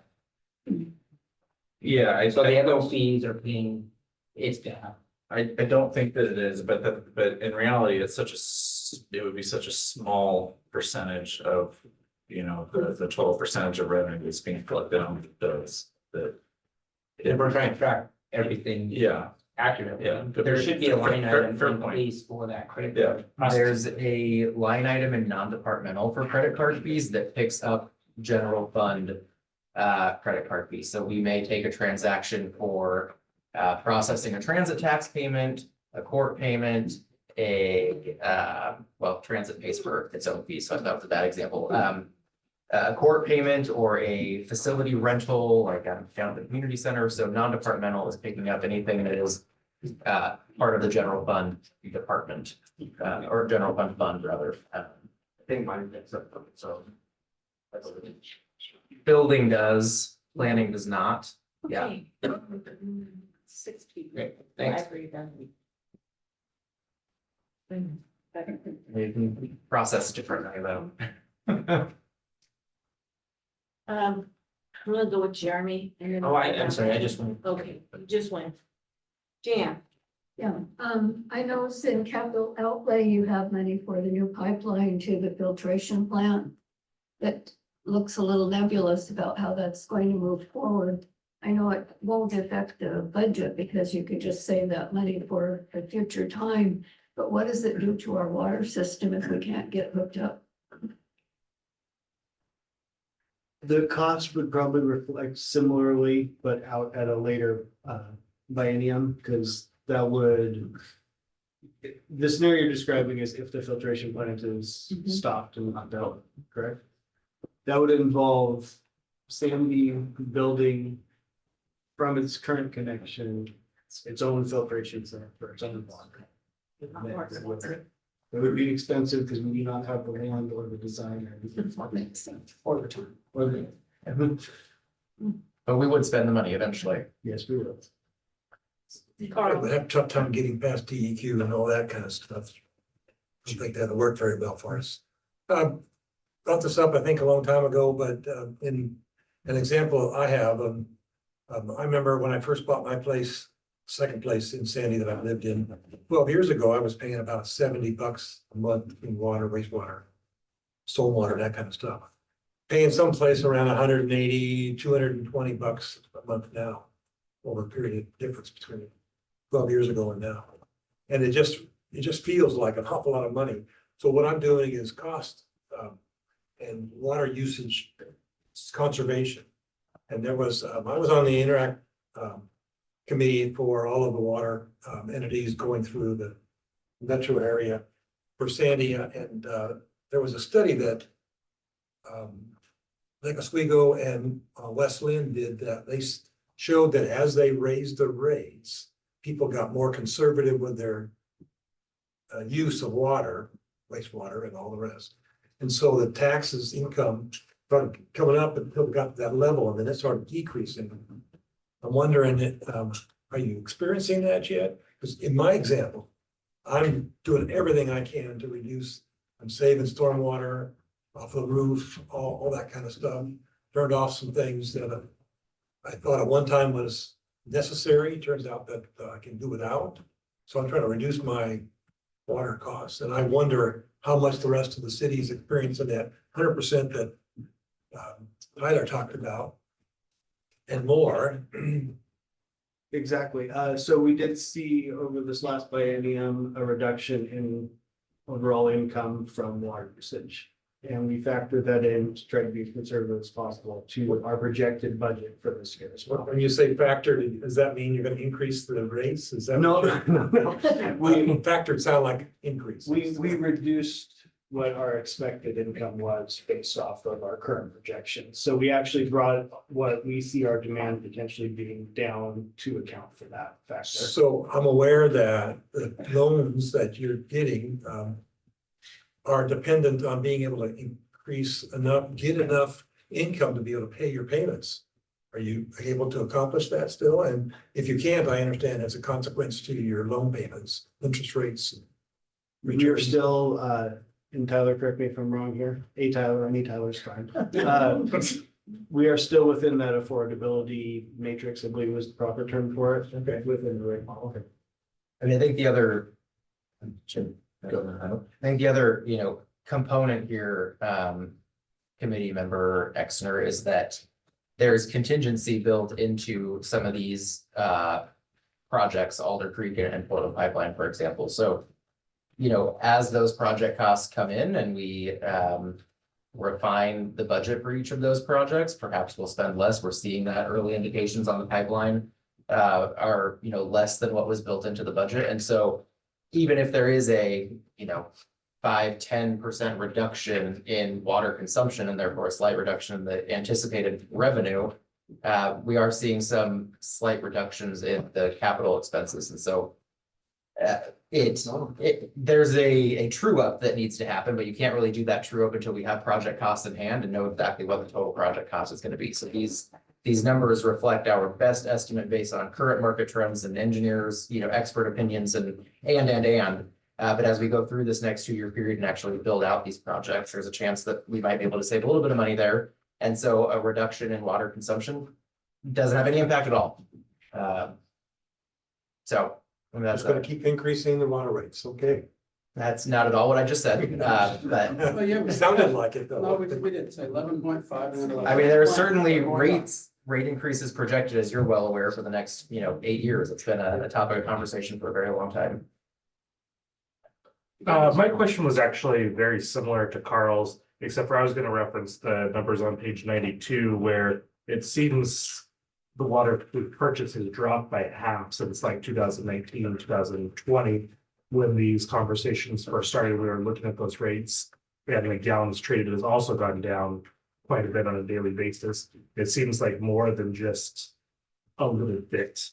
And so I just to follow up, I think you just answered it, but it seems like more than just a little bit category as far as that rates is monitoring. Correct. Part of this is reduction of water loss, which has been an issue for the city for quite some time. Recent years, that's been improved greatly.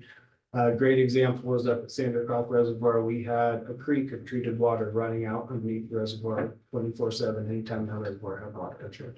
There's operational issues that have caused increased water to be produced and used and effectively wasted in previous years. We have tidied a lot of that up and continue to do so.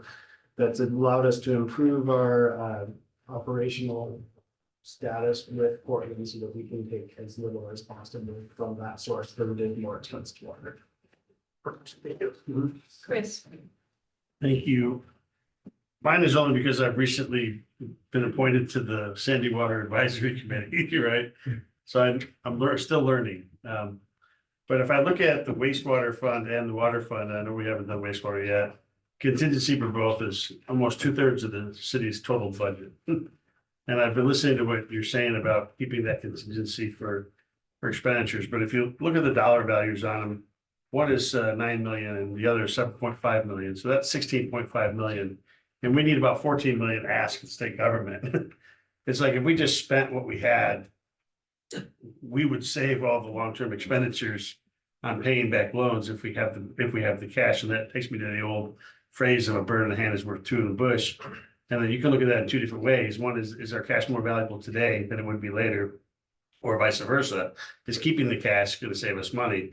In this market, in this economy, in this index, I think spending our money now is a more physically conservative approach instead of saving that money, not earning interest on it over a length of time. So I wonder, and this is just for statement for Tyler, I wonder if that much contingency is going to harm us, where we could use some of that money today, where that cash is more valuable, because we're not earning interest on it, and cut down our future debt, which is where the interest rate is continuing to rise. So it just is a holistic approach, and I'm just throwing it out there, and it's nothing for us to decide today. I do know that there's big risk in what we're doing with the project, so we need to have a contingent fund for that. I'm just wondering, holistically as a whole, the budget for water the contingency is twice as large as the actual operational budget. The contingency should be tied to the degree the design is complete. And I think that's where those are based on. I would also add that our loan covenants, for lack of a better term, have a coverage ratio built in, and industry standard, although this varies a little bit for some of the business Oregon loans, is 1.5% of your annual debt service. So if you have a $2 million debt service payment annually, you need to have 1.5 times that. I said 1.5% earlier, I meant Right. 1.5 times that debt service payment as cash on In hand. So we need to reserve, have, you know, in that example, $3 million. Earlier, I mentioned that our annual debt service gets up in the next couple of years to, I think I said 4.6 million annually, somewhere around there. So, you know, we're gonna need at least $6 million of cash on hand just to meet the loan requirements that we have.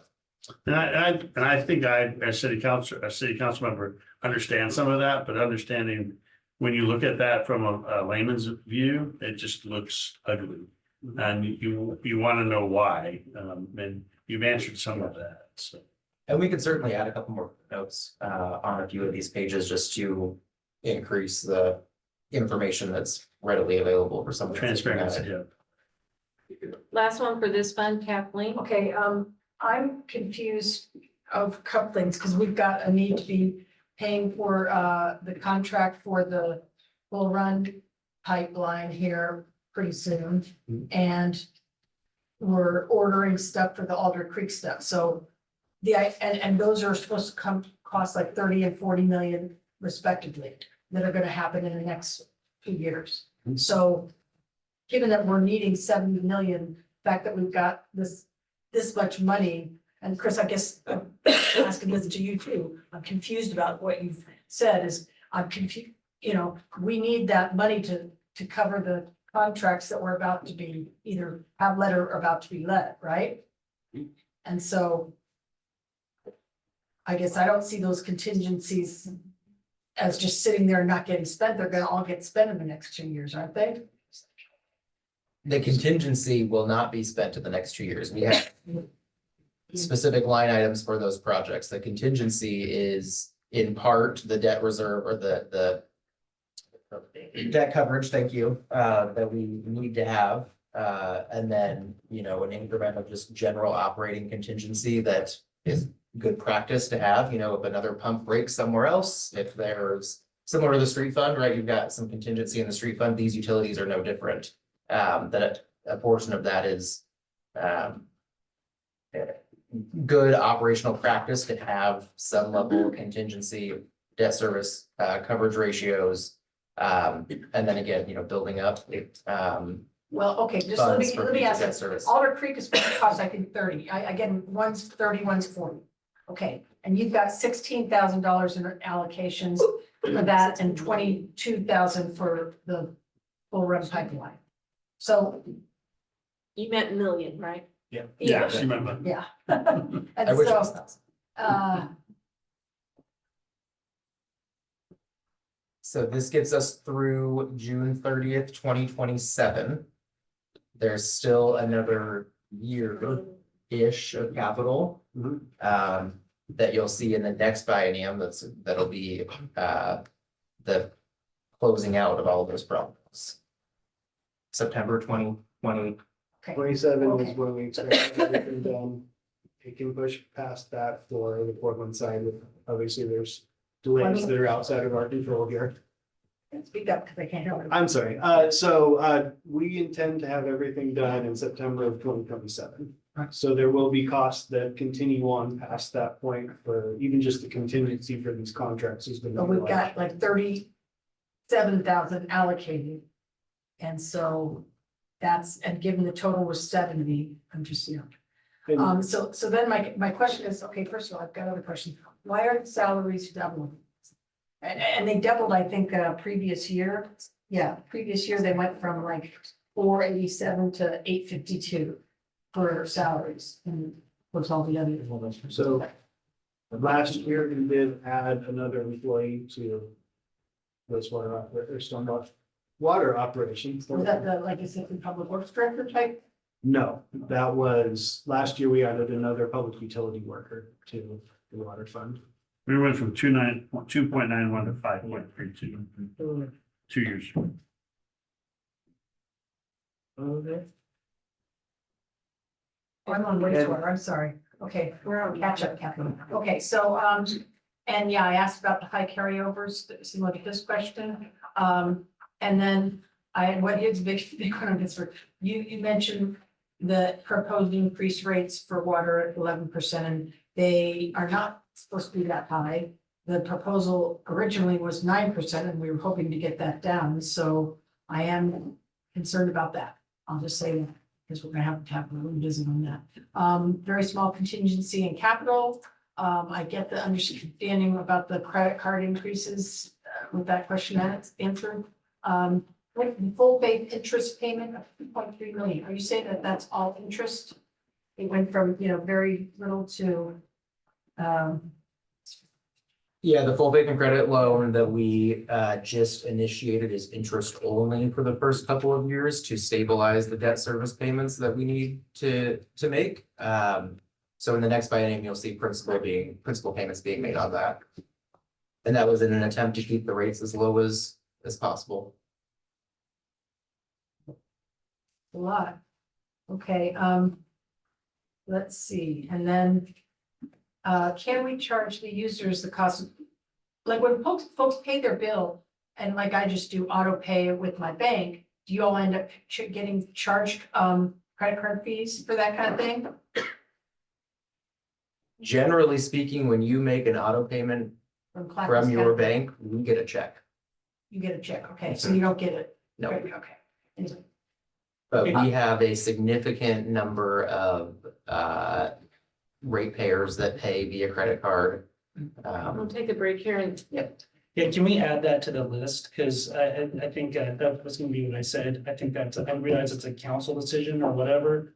But you either have the choice of doing ACH withdrawal or that, or pay the fee if you choose to use your credit card. And I think that would have a substantial reduction. Yeah. So if the budget committee made that recommendation, I think council. Or using a debit card. Make it a carrot instead of a stick. You have to do it the other way around. If you make it a carrot instead of stick, say that if you pay with a credit card, which costs us, what's the percentage that we pay? 3.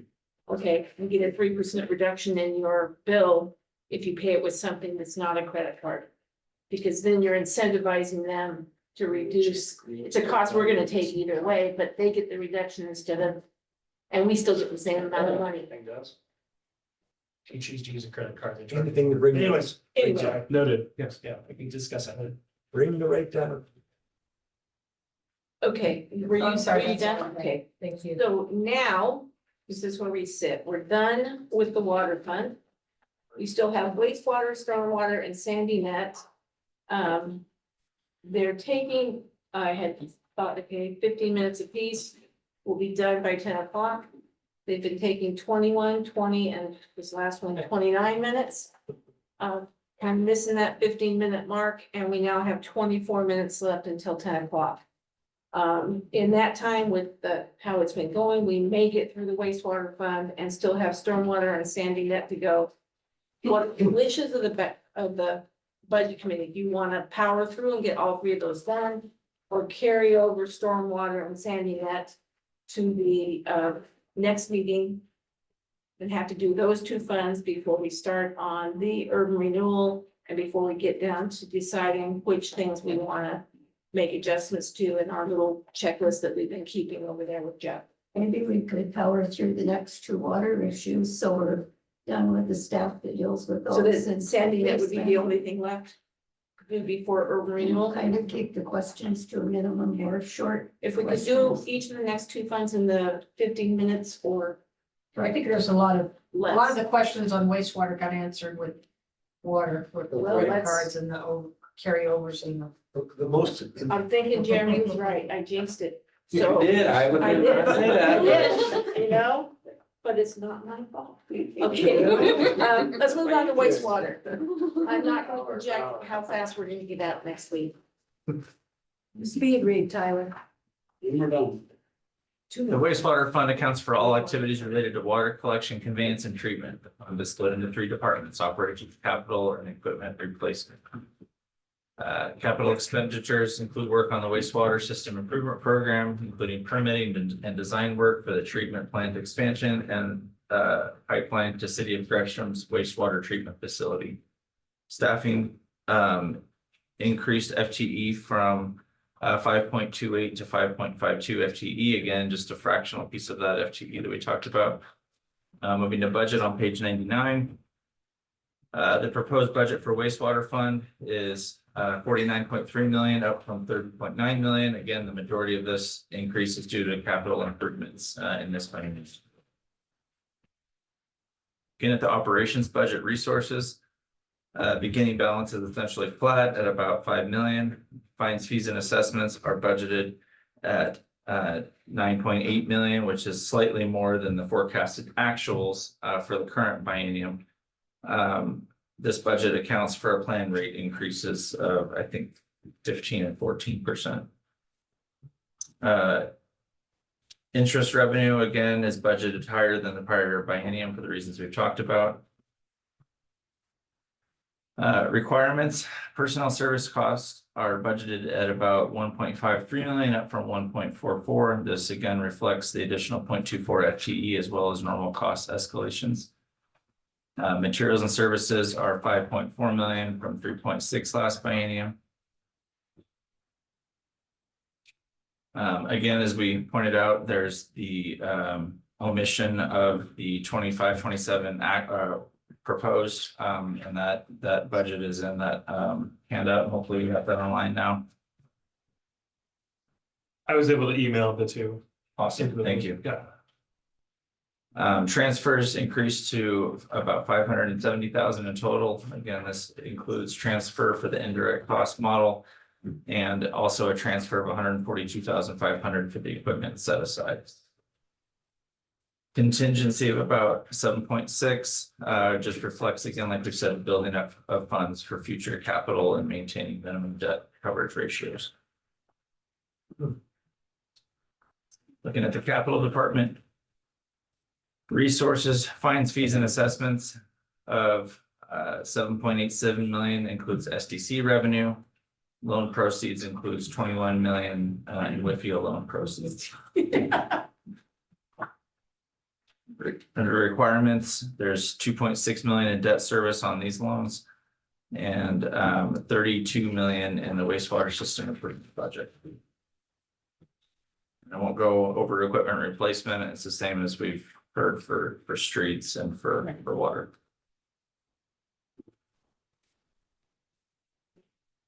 Amen. Okay. Go ahead, start with Don. Real quick, why did the wastewater charges go down? Water went up 7%, wastewater went down. Yeah, again, it's the, we're looking at the document, we're comparing to budgeted amounts for 23-25 actuals came in a little bit lower. And so we're actually budgeting an increase on those actuals from 23-25. Thank you. Rich. Yeah, just two questions. So why are conferences $20,000?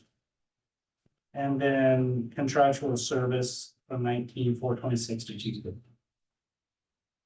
So conferences is potentially added a little bit. We have some staff that needs training. Some of the things may not be available locally or more.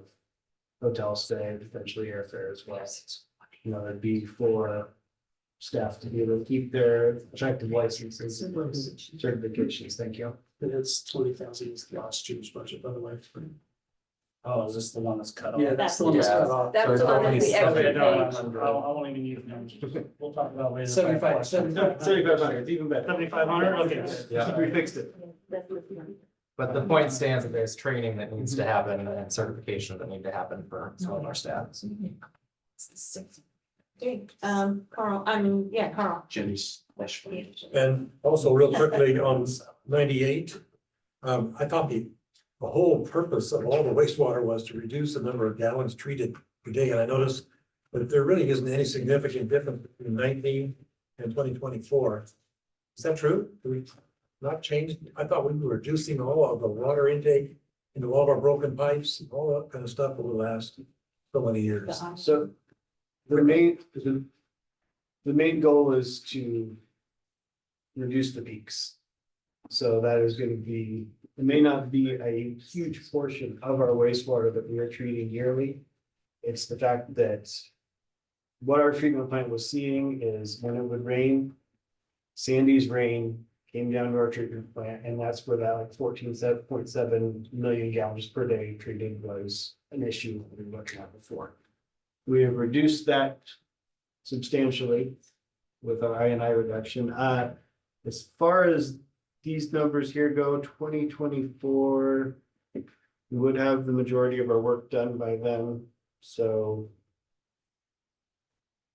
I'm not sure on that specific number, but It looks like an average by year, so I can get the part about, it's summer and winter and all that. Maybe I need to have a conversation with you later on. I don't want to take a lot of time tonight, so I'm still not sure about that. Okay, I'll just add that my understanding of these numbers is total gallons treated for the year divided by 365 days That's of the what I year. was thinking, So yeah. when you have a peak of, 14 million gallons per couple days over, the average over 365 days doesn't really increase the total amount treated daily. Which is why you really don't see a lot of modifications in those last, Probably not our best 3 years. resource for that. Yeah, I'm gonna, Yeah. yeah. Done. Let's move on to stormwater. I'm sorry, I had a, Oh, I'm sorry. I looked around and there was I nothing know. up and we were done. Well, I'm tired. Are the revenues in its operations, the utility fees and in the capital part, the SDCs? Yes. Okay, why are contracted services doubling when we're still having violations with tomorrow? Contracted services are going to jump from 1,350,000, is that right? 350 so to 2,250,000. That seems really, I'm looking for a document too like that. That's you don't have to answer me now. Yeah, I just. So part of that is reflected in the new contract, which gives us a more accurate, even pay amount for Veolia during the year instead of having it all come through as a pass through later on. If that makes any sense, so. Well, I mean, if they were doing a bang up perfect job, that'd be one thing. Yeah, and I don't, when we talked about this contract, I don't remember it being this much of an increase, but. This may not be the best forum for it, but our operational staff down there is doing a very good job with what they have in place. What are the $6 million in Northwest SDCs? Because you've got revenue coming, went from like, what we say, and actually I'm gonna, Chrissy caught this, it was showing on the, wastewater funds there. The fines, fees and assessments jump from 1.36 to 7.872. But then when you look at the kind of the breakout on that, it's 6 million is coming from North Block sewer SDCs and 1.872 is coming from wastewater SDCs. That is a typo on here. That $6 million should be reflected down on federal grants, not on North Bluff sewer SDCs. That's the remaining portion of the ARPA funds. Okay, are you guys gonna do a correction? Yeah, I mean, we can fix that. Okay.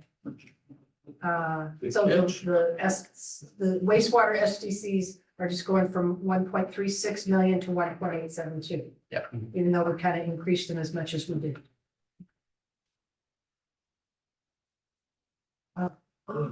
I think that's on my. Yep, that's it. Okay. Next item, stormwater fund. Good job on the on the wastewater fund, only took 10 minutes. So stormwater fund, page 103 or 108. We got a whole 13 minutes if we don't get done by 10. Sure thing. The water fund accounts for expenses related to operations and maintenance of the city's stormwater system. This fund is split into 3 departments: operations, capital, and equipment replacement. One thing to note is in order to balance the stormwater budget in the upcoming biennium, we basically budgeted a $1 per month increase to the stormwater rate per ERU. Moving to staffing. Increased FTE from 2.18 to 2.89. In the budget. Total proposed budget for stormwater fund is 1.98 million, up from 1.55. Looking first at the operations department budget resources. Beginning balance is up to 336,000 from 33,000. Fines, fees, and assessments are budgeted at 1.56 million. Again, this is including a $1 planned rate increase. Interest revenue budget higher is a reflection of current interest rates. Moving to requirements. Personnel services costs are budgeted at about 774,000, up from 566. This reflects the additional 0.71 FTE charged to wastewater, excuse me, stormwater, as well as the normal cost escalations. Materials and services increased moderately. Again, the primary driver was professional services for engineering. Total transfers increased to about 141,000. This includes about 100,000 to the indirect service model, and the stormwater's contribution to a vehicle replacement or an equipment replacement department was 22,500. And then contingency is 58,000. One thing I'd point out that it might seem like, well, why do we need to do a rate increase when beginning balance went up to 336,000? I would just note that even including that $1 rate increase, even though we're starting with 336, we're forecasting to have 58 at the end of the biennium. Tupper Park, that's why. What's that? Tupper Park, that's why. Yeah, I mean, what we're trying to avoid candidly is another sinkhole somewhere, right? So incrementally increasing the rate, developing a master plan. That master plan may or may not propose a system development charge. We're the only city in Clackamas County that doesn't have one for stormwater. Also a, path forward for ensuring that we don't have a significant asset failure in the future and being proactive and knowing what the status of our assets is, lining pipes when needed. I kind of totally just took the wind out of your sails and started talking. I apologize, AJ. But yes, long story short, we have a lot of unknowns in our stormwater system. Presumably a lot of work ahead, and we need to make sure that we can get that master plan done this upcoming biennium and get a work plan established. Totally agree.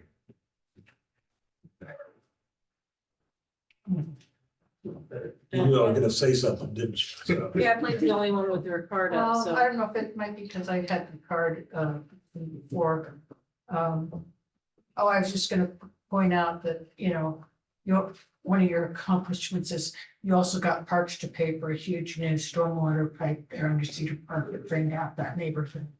So congratulations, that won't happen again. So that wasn't really a thank you, was it? Well, I was like, especially with the pump track, yeah. the pump track thing, it wasn't hooked up to that huge pipe that we paid for, so. So we made some swimming pools for a while. Which is all remedied thanks to Rochelle's hard work. Yes. Appreciate that. So we are now to the point, that one only took 4 minutes. Do we want to do the Sandy net? Or do you want to wait until the beginning of the next meeting? Greg would love to send it. I prefer to wait. I'm just tired. Okay, who wants to wait and do it the first thing at the next meeting? See, show of hands. Just It Let's just go ahead and do it. It's not gonna take a while. I promise. Just keep your name. We'll ask those Everybody questions. knows. We'll ask those questions tonight. I have a lot of stuff I got. What is it? Yeah. She said, why did you let me last? Maybe 4 minutes. No, we can go, we can go 10 minutes over. Then we'll be done next week with all of the earmarks. Standing at I think we've lost. page 108. I think we've lost Lori, but if we didn't, she's at 113. We still have Lori, her video's off, but Okay, she's. 113. What's that? 108 and 113. The standing net fund accounts for operating and maintaining the city's internet service provider utility, which includes fiber to the home network. The fund is split into two departments, operations and capital. Operations again is the day-to-day operations of providing service and collecting revenue. Capital is the infrastructure and expansion of the fiber network. Staffing. Staffing increases this biennium from 7.5 to 8.81. Budget, moving to page 109. The proposed budget for Sandy Net is about 6.5 million, up from 5.4 million. In the operations department resources, beginning balance is 164,000. Fines, fees, and assessments are budgeted at 6.25 million, up from 5.08 million. And this is reflective of a $7 rate increase for internet services. This increase is a step towards implementing the Sandy Net master plan. It is what is necessary to balance this budget and to start building up some necessary capital to address the infrastructure and facility needs of the department. Again, there's no general fund transfer or transferred from departmental in this budget. This meets the goal of the department being self-sustaining. Moving down to requirements, personnel service costs are budgeted at about 2.55 million, up from about 2.02 million. Again, this reflects the additional 1.31 FTE as just well as normal cost escalations. Materials and services are 1.17 million versus 989,000 from last biennium. The transfer to general fund for indirect cost model is 326, up from 247 last biennium. Contingency is about $36,000, which I would note is relatively small for a budget of this size. It's just less than 1%. Moving to the capital department, resources, fiber installation charges are at 50,000, which is fairly flat with last biennium. Requirements, capital outlay for projects is budgeted at 1.03 million versus 747,000 last biennium. I would note that this includes $100,000 set aside toward building replacement in the future. Anything to add, Greg? Nope. I would just- Internet service in town.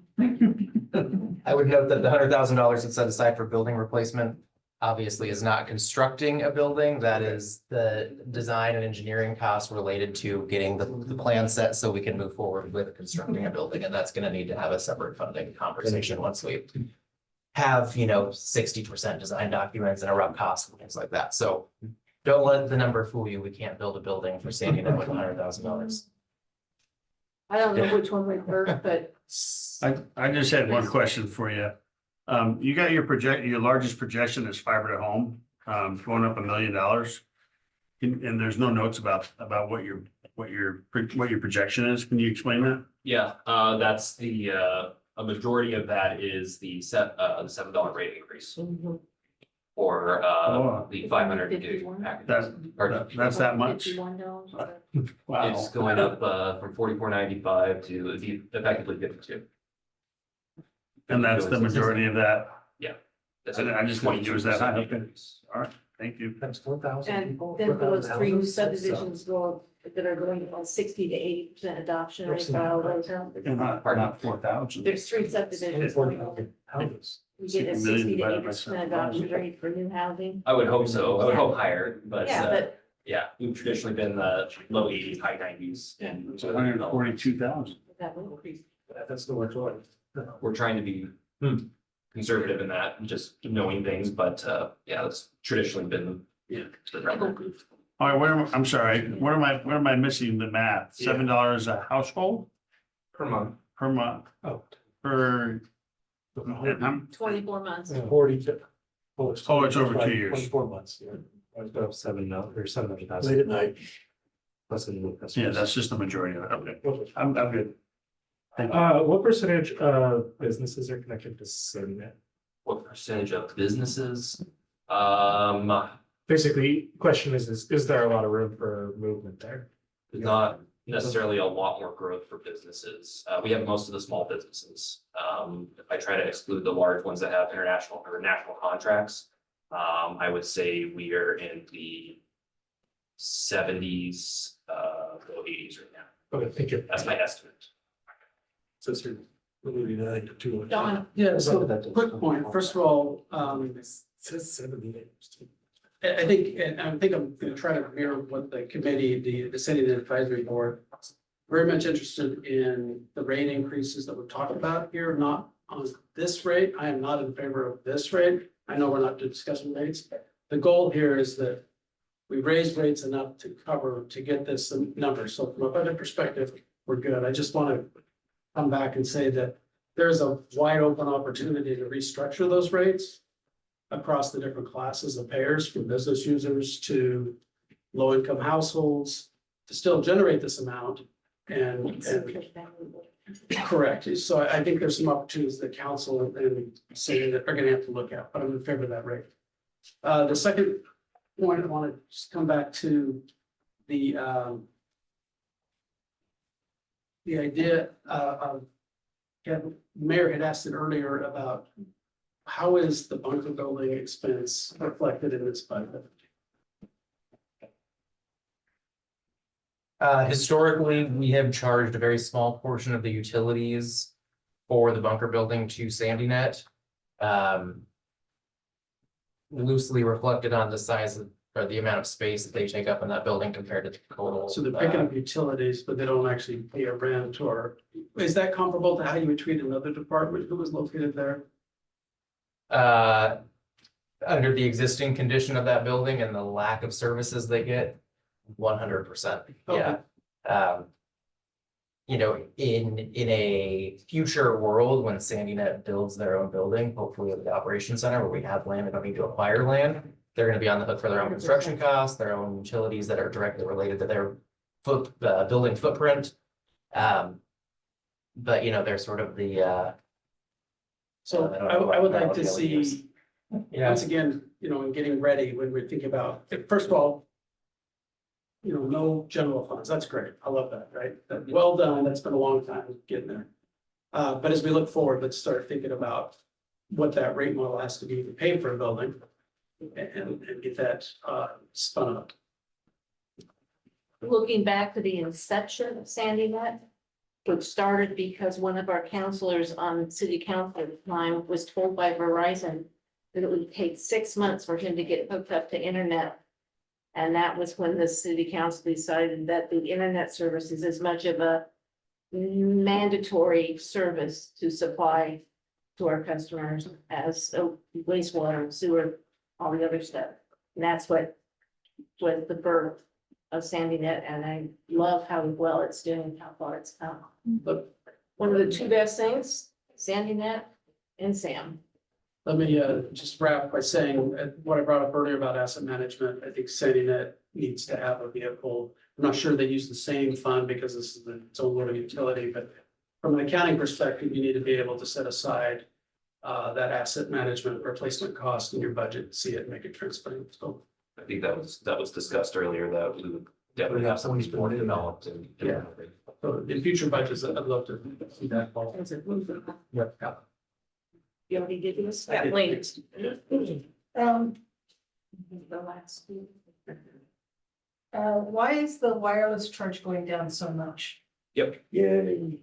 Well, yeah, it's not as much of retiring as you would think. It is, there are two wireless revenue pots there. There's BIP and then there's wireless charges. And BIP traditionally was underneath, it was where most of the rural wireless charges should have been allocated. And so the wireless was typically in city. So I shuffled that all to BIP since we are pretty much shutting off all the remaining wireless customers inside city limits. So that's why it's 6,000, is there's still a few out there that we can't get fiber out to yet. I'm still wireless. So, yeah, my second question is why is the bid Oh, I'm right, going yeah, up? I have my little modem, yeah. Yeah. Okay, so the That bid, thing on the house could be taken down, but it's still there. Okay. so, the wireless went down and the bid went up. Yeah. right? Okay, got it. And then,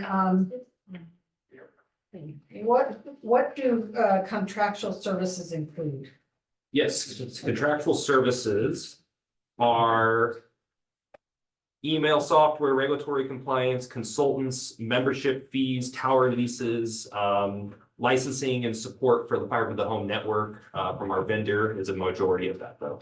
So licensing and fees, and pretty much anything that we have to hire a contractor for a third party to do. So I'm looking on page 111, and you've mentioned like internet access fees are 210. Mhm. And posted voice is 100 and all that.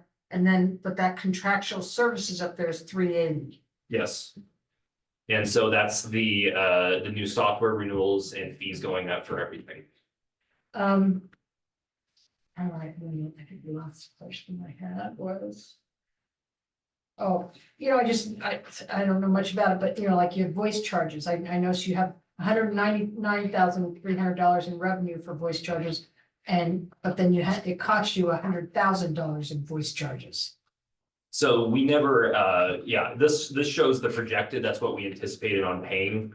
We've actually had fairly substantial savings in that here. However, we are crossing a threshold, potentially in the next 2 years that would require us to become a full contributor to, the money collected from the Fed for taxes. And so I didn't want to modify that and lower our hosted voice charges because it would be, to go to a full contributor would drastically increase the amount that we pay at Fed.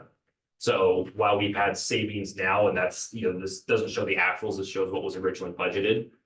There are savings in there. I don't think that we'll have those savings in the next 2 years if we cross that threshold.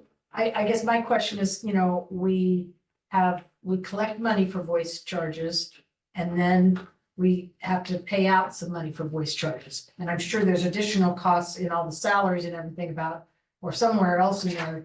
Are we making money on voice charges or are we losing, at this point, it looks like we're maybe making $100,000. So I'm just kind of, wondering, are we covering all our costs there? Or should we be charging more for voice charges? I think voice charges they're okay at the moment here. Like I said, if we become that full contributor, that will have to go up and we'll have to pass those increase in costs along. Right now, it's neither a powerhouse nor nothing to sneeze at. But it is one of those things that you offer as an ISP with an extra service. Is that the landline thing? That's Well, voice. yeah, you guys are smoking good deal because I've been paying Ziply. I'm a boomer. I got a landline.